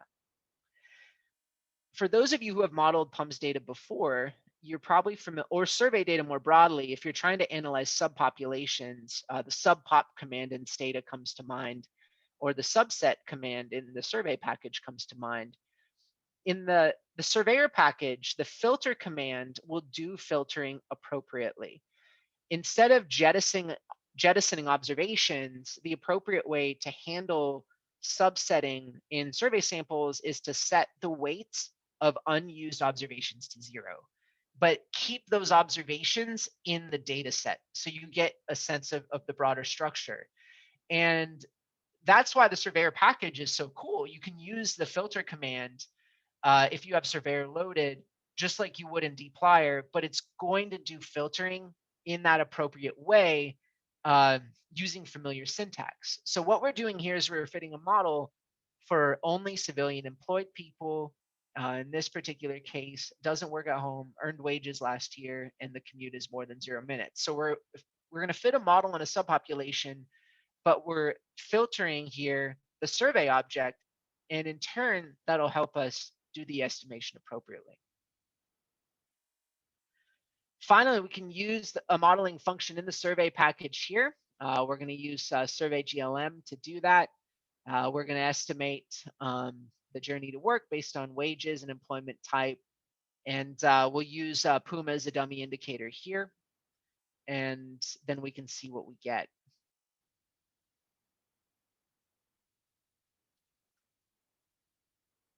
All right, we fit the model, and we have fit the model appropriately to the survey data. And we can inspect some of the results. So it looks like wages are positively associated with commute time. So if you make more money, you're probably commuting a little bit longer. If you're self-employed, or if you're working in the public sector as opposed to the private sector, your commute times are a little bit less. That makes sense. If you're self-employed, you maybe have more of a choice to live near to maybe the shop that you own. And then we can do some comparisons across PUMAs as well relative to the reference group, which is, I believe, PUMA 101. So this is just kind of a basic modeling example. It can get more complex than this, but for those of you who are interested in modeling with Pums data, what we've tried to do with some of these tools in Tidy Census is help you integrate and interface with the survey modeling infrastructure in R as best as we can, and make sure that you're making good decisions with respect to handling those survey weights, which admittedly is something I've spent many hours reading documentation on in graduate school and beyond. It is not a simple topic. If some of this seems more complicated, I totally get it. But hopefully this can kind of help you use some of these tools. If you're coming from a Stata workflow, for example, or a SAS workflow, some of the concepts might be familiar, and you're coming over to R. Hopefully this can assist with that a little bit. All right, so that's it for part 2. I've got a few exercises that we can do. So let's break for 10 minutes. So maybe break until 4:05, and then we'll kick off the third hour. So a few suggestions here, a more basic example and then a more advanced example. So using the data set you acquired from the exercise in part 1, or if you didn't do those exercises, just use the example Wyoming data set, tabulate a groupwise summary using the person weight column and dplyr functions. If you want to get more advanced, use GetACS using tidy census, look up the appropriate variable using load variables in tidy census. Again, this requires an understanding of tidy census, and then try to match your tabulated estimate with what tidy census gives back and see if it's the same or how off they are. And the second advanced follow-up would be to try to use the replicate weights and calculate the margin of error in the way that we learned using conversion to a survey object and then calculating those standard errors and then the margin of error. So those are a couple more advanced examples. You might not have time to do that in 10 minutes, which I totally get. So try this out after the workshop if you want. At the very least, if you want to try out the exercise, try the first one, pull down some data, and then take a look at that person weight column. All right, so let's break until about 5 after the hour, and we'll have a little bit of time for Q&A, and then we'll go into our bonus section, which is covering non-US census data resources.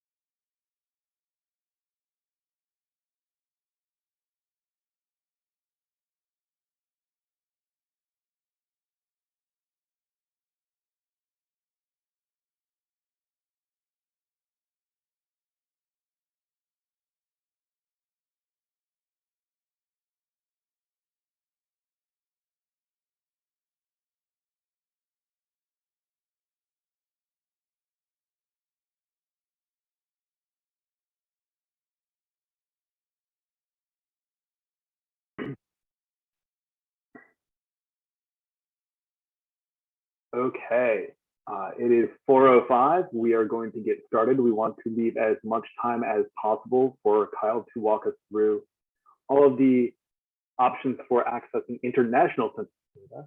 So we're going to actually leave the Q&A session to just a single question for Kyle. And Kyle, when you're ready, Yeah. We have some interest in maybe the future of tidy census. Sure. Maybe there's some things that we aren't all aware of right now, but there are some questions about will tidy census either now or in the future offer access to some of the other data sets that either the Census Bureau or other federal agencies make available. So the CPS, or current population survey, is one of the ones that I've seen a few Sure. questions about. CPS is coming. I don't have a timeline for that, but we have some experimental work on it at this stage. That is a data set that's probably right at the top of my priority list for incorporating. One of the issues, and it is doable. One of the issues is that neither Matt nor I are sort of heavy CPS users, and so we want to make sure we get it right. We have familiar with the Pums, and so it was sort of logical that that would kind of translate in with what we're trying to do. CPS is different in that, so you have the March supplement and you have the quarterly estimates, and and you have and so how do we handle that? The weighting, we need to make sure we get that right, and so that's sort of a longer term goal, but it is coming in the future. Though no promises on a timeline on that one. And as far as other data sets are concerned outside the CPS, never say never. Again, we've got migration flows. That's in a relatively advanced stage. That's coming pretty soon. But there's a lot of data resources that Census provides, and Tidy Census's goal has never been to give access to all of them. It wants to do a really good job in a particular way of giving a sort of pre-processed access to a select number of very popular data sets. Again, Hannah Recht, who is very talented R developer and maintains the Census API package, who some of you may already use. If you don't, I encourage you to check it out. You can get ACS and census data from there too, because it's built to tap into every census API. And that's quite the feat. She sometimes has to play whack-a-mole a little bit when one of the APIs goes down, and then someone says, "Oh, why isn't this working?" It's not as big of an issue with Tidy Census because there's only a few that we access. But that's a great place to look if you need access to some of the other data resources. There are also some data resources that are best served by other R packages that other developers have focused on. So one of my favorite data sets to work with is the loads data set, the origin destination kind of commuting data. Jamal Green, who's out of Portland State and the University of Pennsylvania, he has done a fantastic job with his colleagues on writing the leader package, spelled LEHDR, which is really, really great for getting data from the LHD and the loads data sets. But that's not something Tidy Census would do. There's another data set that does the quarterly workforce indicators. I think it's called Tidy QWI.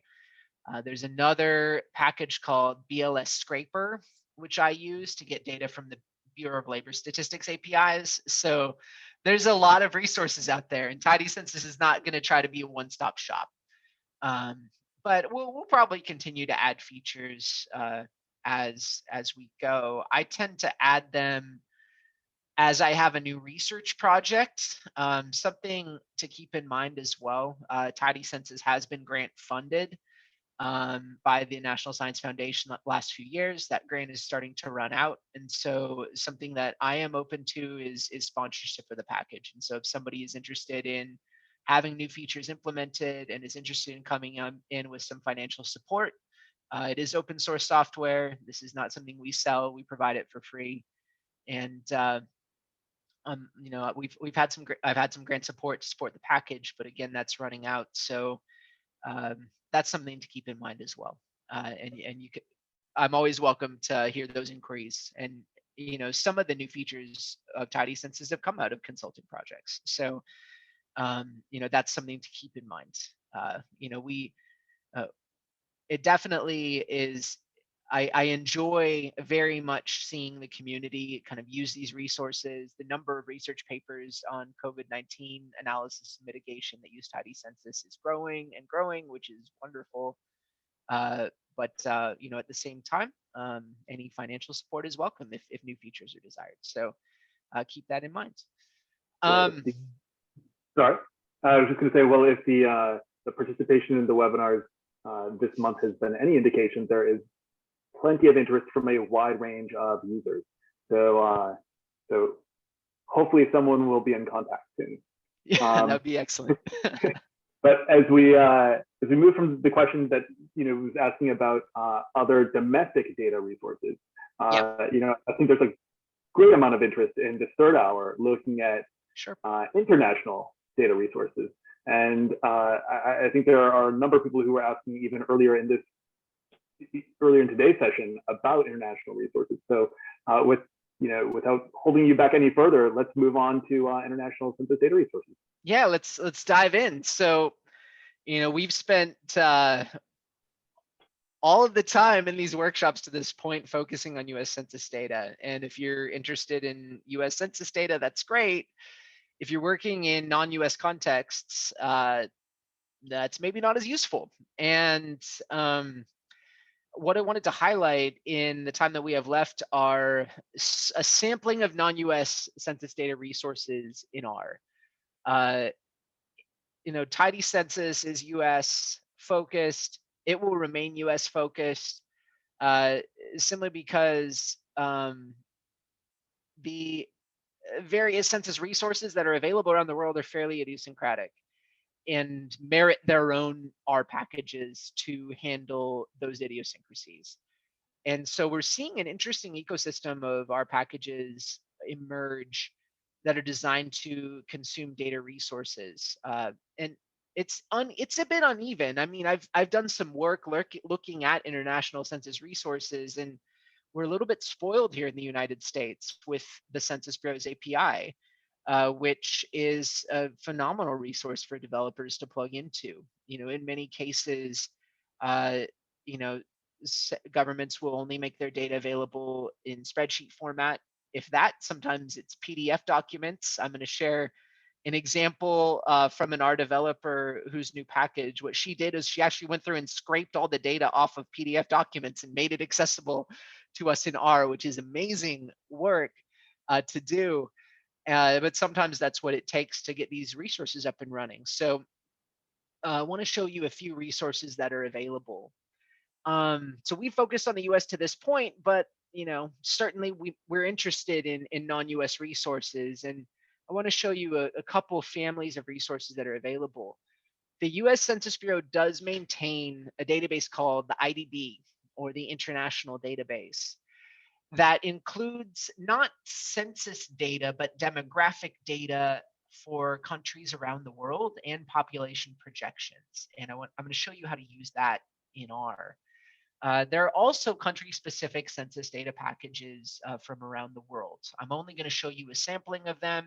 There are a few of my favorites. And so hopefully you'll find them useful if you're working in those non-US contexts. There are a few more, and certainly would love to see an ecosystem continue to grow that makes international data open to our users. So the first example that I want to show is coming from the US Census Bureau's International Database, which is a really cool resource that was really one of my first forays working with the Census Bureau's APIs. I was using this more than I was actually using domestic data resources because I was teaching courses in world geography at TCU. And, you know, when you're teaching world geography, for those of you who've taken geography classes, there are multiple approaches that you can take. And some of my colleagues are astonishingly well-traveled. Astonishingly, they've been everywhere. And so their classes are just, it's like going through photo albums, and they have all of these memories and specific experiences in places around the world that they can draw from. And I am not as well-traveled as my colleagues. And so everybody at TCU, we teach at some point our intro level world geography class, world regional geography. And so I didn't have that experience to draw from. And so I thought, well, what I do have is data analytics experience. And that's the lens through which I can try to teach these classes, making unique charts, using unique data in a sort of Hans Rosling Gapminder style to try to illuminate various, aspects of inequities and regional characteristics to students. And so that's the approach I took. And I started drawing heavily on a couple of different data resources. One was the World Bank's Open Data Catalog, which is available in an R package as well. And one is the International Database, which didn't have an R package at the time, but 5 years ago, I decided to write one. It is not as heavily used as Tigris and Tidy Census. It's not been in active development, in part because the IDB API has not changed much. But the package is called idbr. It's published on CRAN, and it works. It's not as smooth as Tidy Census, in part because the API is not structured in a scalable way like Tidy Census is. Oftentimes, data are available one country at a time. And so under the hood, what I've had to do is build out infrastructure to iterate through and hit the API multiple times and then assemble a data set. And so it can be kind of slow, but it does work, and you can do some pretty interesting things with it. So there are a couple core functions implemented in IDBR. One is IDB1, which it's a bit of a misnomer, but it's the way the APIs are named. I might have named it something different if I were writing the package today. But they have two APIs, the 1 year age band API, which allows you to get population data by 1 year age band, and the 5 year API, which allows you to get age data by 5 year age band. The 5 year age band API also gives you a bunch of demographic indicators that you can get. So it's a little bit of a misnomer. Again, I probably would have changed that going back, but this package has been around for a while, and still there are people out there using it. And I use it from time to time as well to get data. And so I want to show you how it works.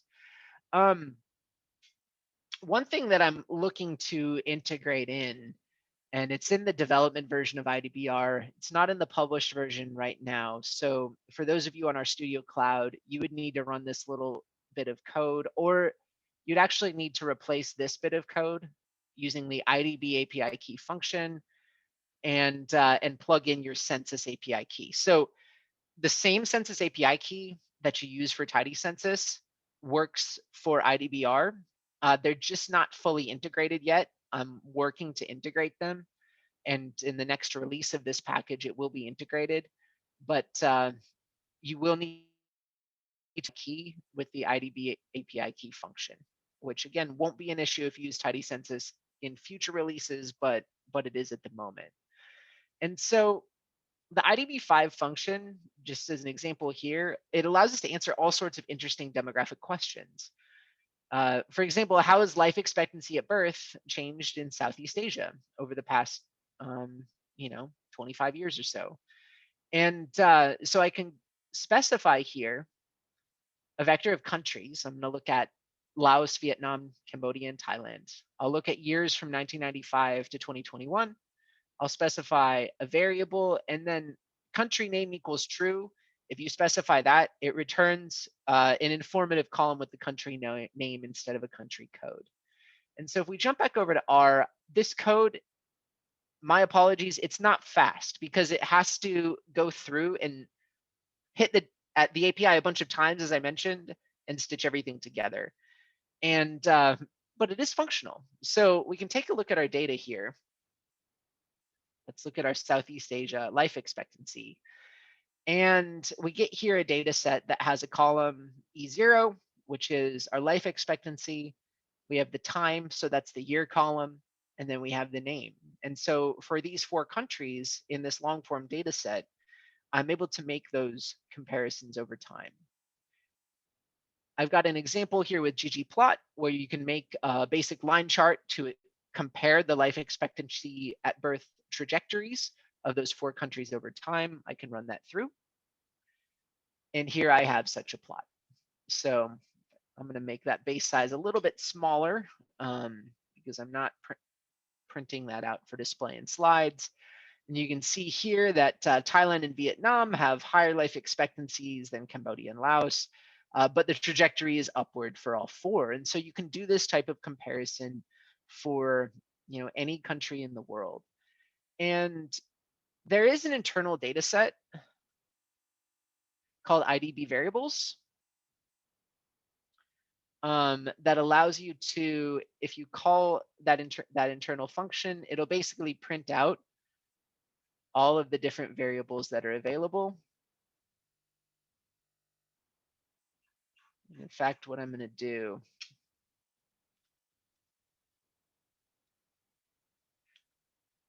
I'm going to print that out here, and you can see here what those different codes are and what they mean.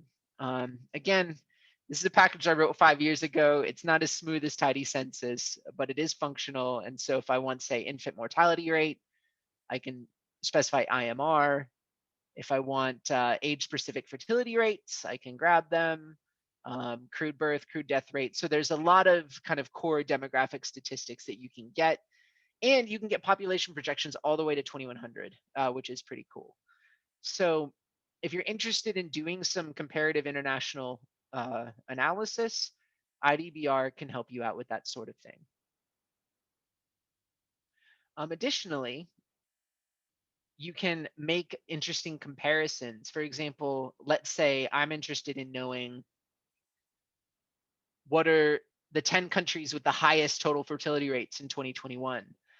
I can specify country equals all. That will give me every country in the world for which the IDB has data, which is most of them. This again is slow because it needs to query every country one at a time, but it does work. And I use here the slice max function from dplyr to give me back the top 10. And so these are the 10 countries with the highest total fertility rates in the world. Niger has long been the country with the highest TFR. And total fertility rate, for those of you who aren't demographers, is a synthetic measure that says basically number of children per woman given given current age-specific fertility rates in a year. So it's not the number of children per woman specifically, but it's sort of a synthetic comparative measure that allows you to kind of look at fertility rates based on population structure. So Angola comes in at number 2, Democratic Republic of Congo comes in at 3. And so those are a couple examples of how you can use IDBR. There are a lot of really fun things that you can do with it, though. So my friend and colleague Ari Lamstein, I wrote a blog post over at his blog a few years back. And one of the main reasons I wrote IDBR is to make international population pyramids. So in my teaching, I use these graphics all the time because I think they're so interesting. And in workshop 1, if you didn't attend, we actually learned how to make population pyramids for the United States. You can do that sort of thing in IDBR. This is a more complex example, and you can even use animation toolkits in R to create animated population pyramids. This is one of my favorites, looking at Nigeria and asking questions like, okay, what do you think is going to happen? What is happening with Nigeria's population? What is going to happen to mid-century? At which time Nigeria's population is expected to surpass the United States, become the world's 3rd largest. And so these are kind of interesting graphics that can be generated. If you visit Ari's blog, you'll see the code that was used to generate this plot. You can also use it to show population aging as well over time, say for European countries. That's a fun application area as well. So give IDbr a try and file some issues as well. I would love to get some feedback, dust it off the package a little bit to illustrate or demonstrate this to you today. But feel free to give some feedback, file some issues, and let me know if there's anything else that might make it a little bit more useful. So that's IDBR, population projections, demographic statistics for a variety of interesting indicators country-wise around the world. But what if you want to do tidy census style analytics for countries other than the United States? There are some options available for you around the world. The one a fantastic example is the Census package, developed by Jens von Bergman and Dmitry Shkolnik for Canada. And Census, for those of you who are tidy census users, will feel familiar. The syntax is not the same because the censuses are not the same, but you can do a lot of very similar things. So Statistics Canada does not itself have an API, but what Jens has done is stood up his own API called Census Mapper, and Census queries that API. And it works really, really well. So I mentioned at the beginning of the workshop, if you want to run these examples, you'll need to go sign up for a Census Mapper account. You can just visit the website, sign up for an account, and it'll get you an API key. You can then use that API key to run these examples. So this won't be directly reproducible for some of you, but if you want to come back to it at a later date, once you've acquired that API key, you're welcome to do that. And just follow along with the examples and see the types of things that you can do. So what I'm going to do here is I'm going to go ahead and read in my Census API key and load in Census. And analogous to the load variables function in tidy census is this list census vectors command. And so CA16, that's from the 2016 Canadian census. If I run that code, I get this data set where I can go through and see all of the variables, which are called vectors in the Census context, that you can get. And there is a ton. There's thousands of indicators that you can look at with all sorts of interesting information. So you've got age. We can go down. We've got language, which I'll show an example of in a little bit. We can keep going. We've got place of birth. So if you want to study immigration, we've got information on Aboriginal status, so First Nations peoples in Canada. Lots of interesting demographic analysis that could be done at very granular geographies. So geographies, say, analogous to US Census tracts, which allows for really interesting analytics and mapping. And so to show you how this works, I'm drawing from an example, again, that I've used in my teaching. One thing I focus on in an urban studies class that I teach regularly at TCU is we look at cultural geographies of Canadian cities. And so one really interesting example to look at is bilingualism in Canada and different geographies of languages. And so I use Census to pull this data. And so just showing you a basic call, your core function in Census is going to be called get census here. And so I'll go back to the slides so it's a little bit bigger. And you can specify arguments that are analogous and should be kind of familiar if you've used tidy census before. They just have different terms that refer to them. So data set, that's going to be the census that you're pulling from. In this case, we're grabbing from the 2016 Canadian census. The regions, we can specify a list of regions here. I'm pulling here. This is a region code for Montreal, the Montreal area.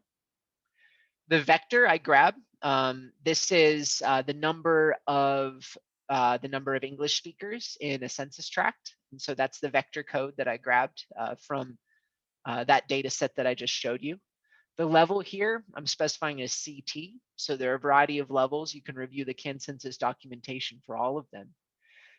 What's great about consensus, and one thing I really love about it, is you can get back simple feature geometry, just like in Tidy Census. If you specify geoformat equals SF, you get back a mappable data object.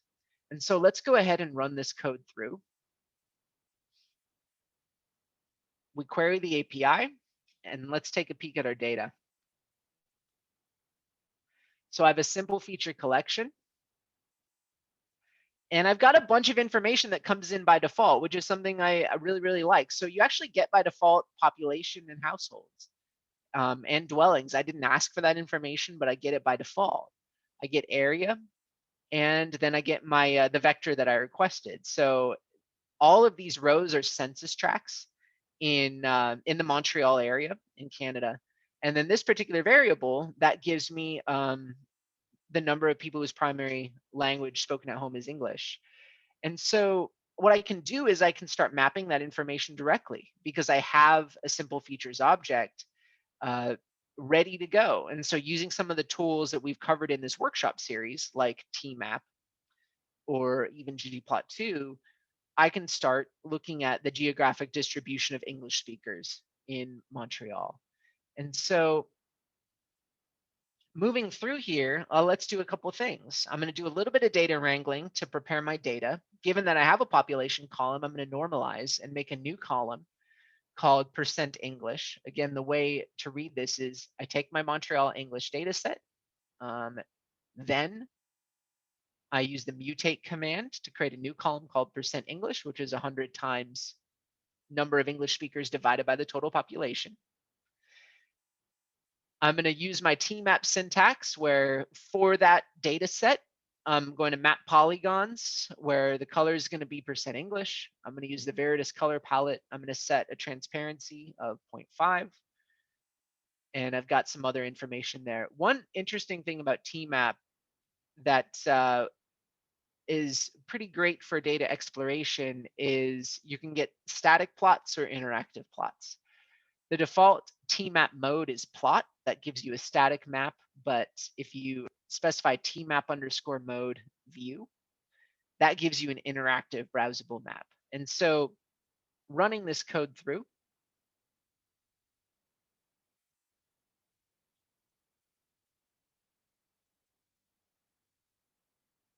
what I have here is an interactive browsable map. I'm going to change to the OpenStreetMap base map, where I can go and actually explore the % of the population that speaks English at home by census tract in Montreal. And what you can see, there are very distinctive variations. You have here in the southwestern portion of the city, locations are predominantly English speaking.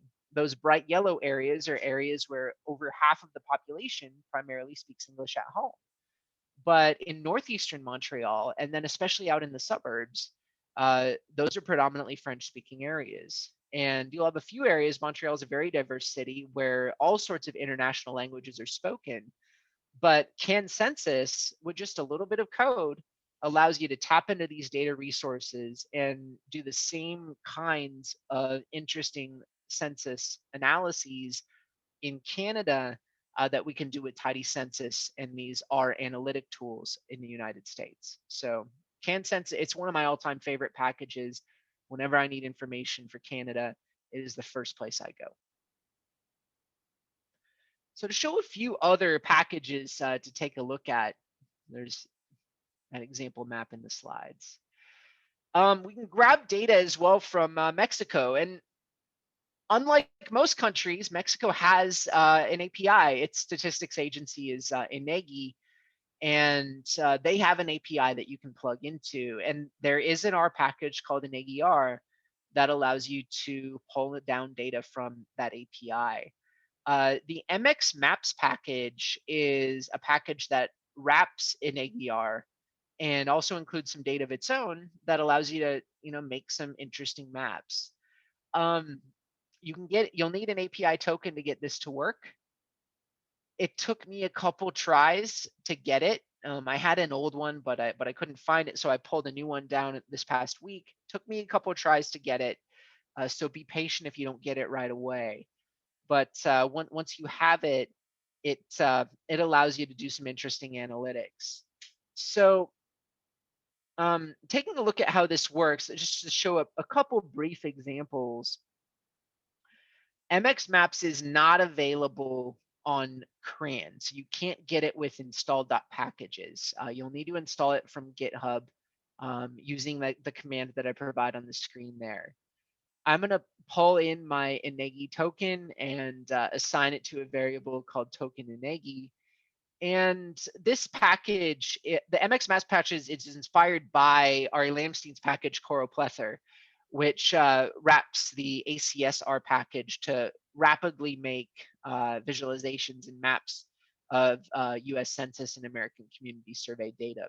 So the syntax will be a little bit different from what you're familiar with, but just to walk you through this, in MX Maps, the Choroplether Inegi function uses the InegiR package under the hood to query the Mexican data resources API.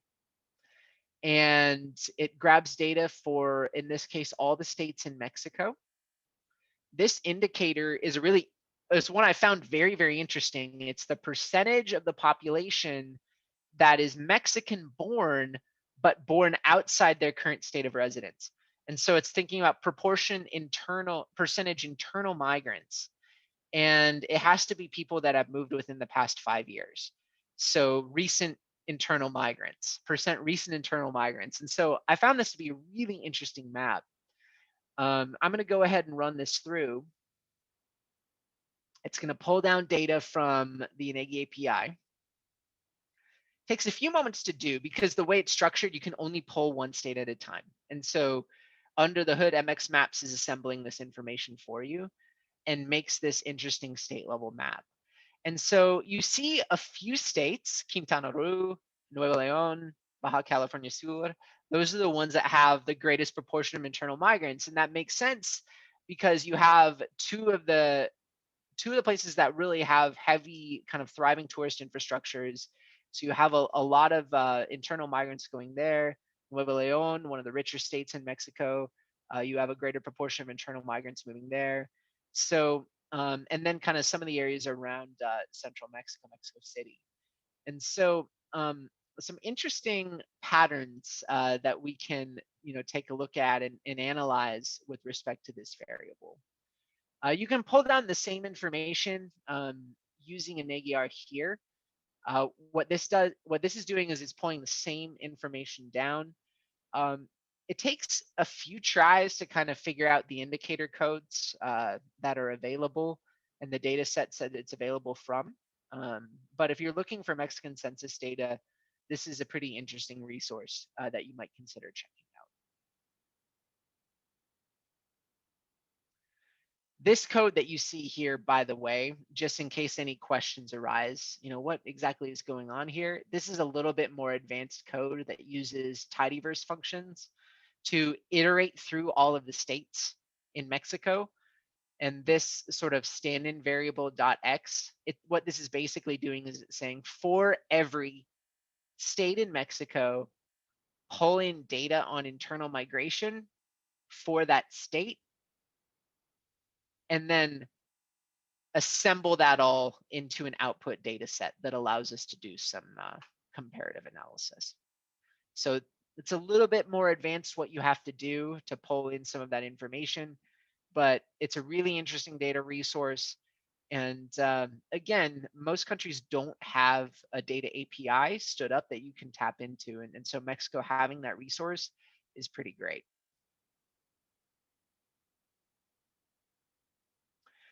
All right, so showing a couple other examples, one of the most exciting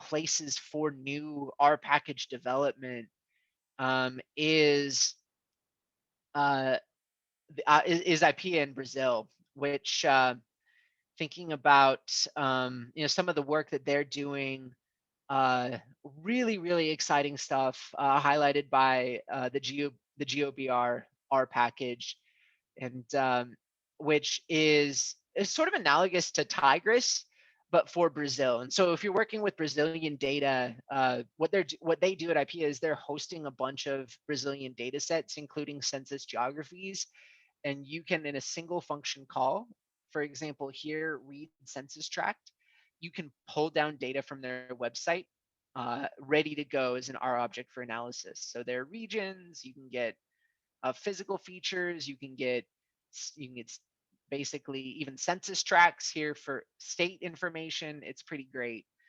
And this doesn't include demographic data in this package, but Brazil has a pretty robust census data infrastructure.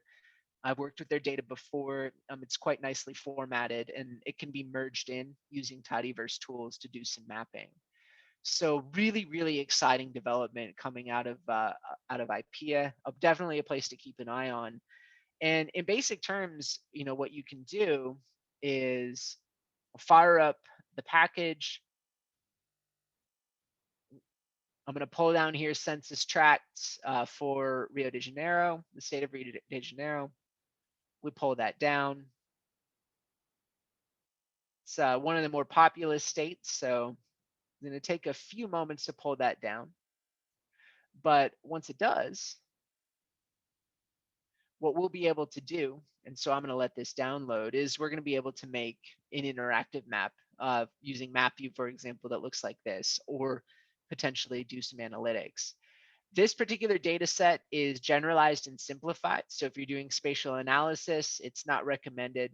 There is an argument, I believe it's simplified equals false, that gives you a larger data set size-wise that hasn't been simplified, but is topologically correct, which means all the boundaries are good to go. And so we pull down this data. We can use our map view function to interactively browse it. Takes just a few moments because we have a lot of census tracts that we're working with. But now I can go in here and I can take a look at all of these different tracts across the state of Rio de Janeiro in Brazil. So what I mentioned before in terms of, say, thematic mapping, data in GeoBR versus spatial analysis, let's zoom in here to the Ipanema area. You can see that what these census tracts are called are not topologically kind of aligned or consistent. It means they overlap each other. That's because what the team has done is they've simplified this data to try to make it speedier to download. And so this is the data that you would want to use if you're, say, making a demographic map that's showing the entire state. But if we were, for example, to call, let's say, read census tract, and you can see the arguments here with simplified equals false, it'll take longer to download, but everything is going to be connected in the way you'd expect. And so if you're doing spatial analysis, that's what you want to make sure that you're doing. They just provide those different data resources for you. So keep an eye on this package. They're always updating it, and they're coming up with a lot of really interesting tools for routing and transportation, and just doing some fascinating research on accessibility out of this shop. So it's definitely a place to keep an eye on with some pretty innovative research. One of my favorite recent packages for census data in R that came out within the past year is the R Kenya census package by Shel Kariuki. She's an analyst working out of Kenya.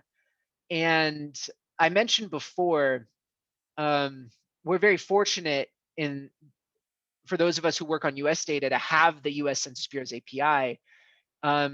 Some countries, for example, like Kenya, don't distribute your data necessarily in that way.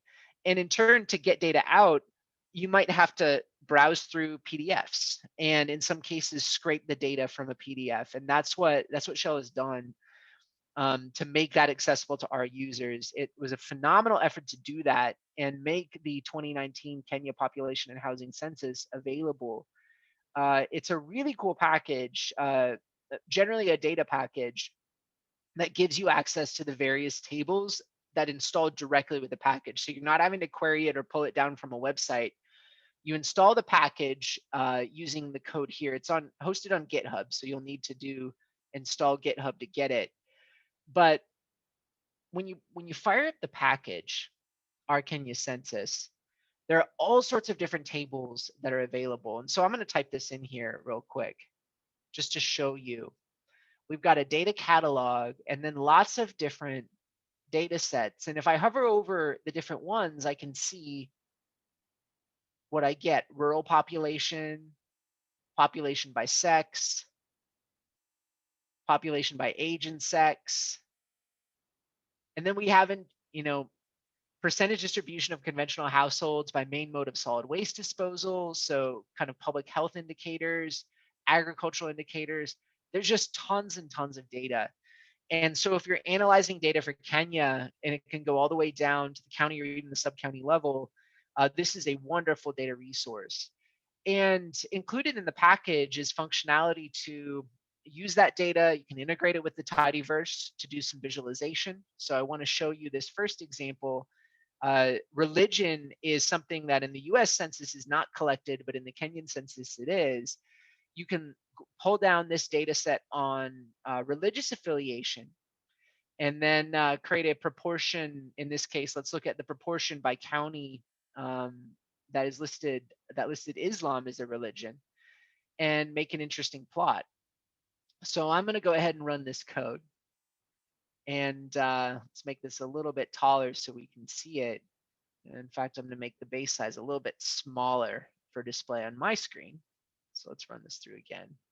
What we have here is a really interesting chart that shows percent Muslim by county in Kenya. In Kenya, as you can see, on the east side of the country, and especially those counties that are bordering Somalia or near Somalia, you have counties that are nearly 100% Muslim. But over on the west side of the country, that percentage is very, very low.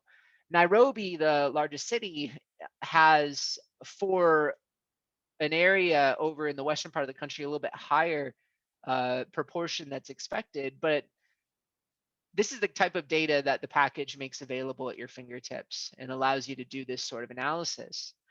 And the last piece that's great about this package, kind of like the Can Census package does as well, is the package includes a geographic data set for counties in Kenya, which facilitates mapping. So what this code does here is we convert over to an SF object. We do a little bit of data wrangling to align our tables. But that's all we need to do to get started with some mapping. And so using the code that we have here, we can make a map of percent Muslim by county in Kenya.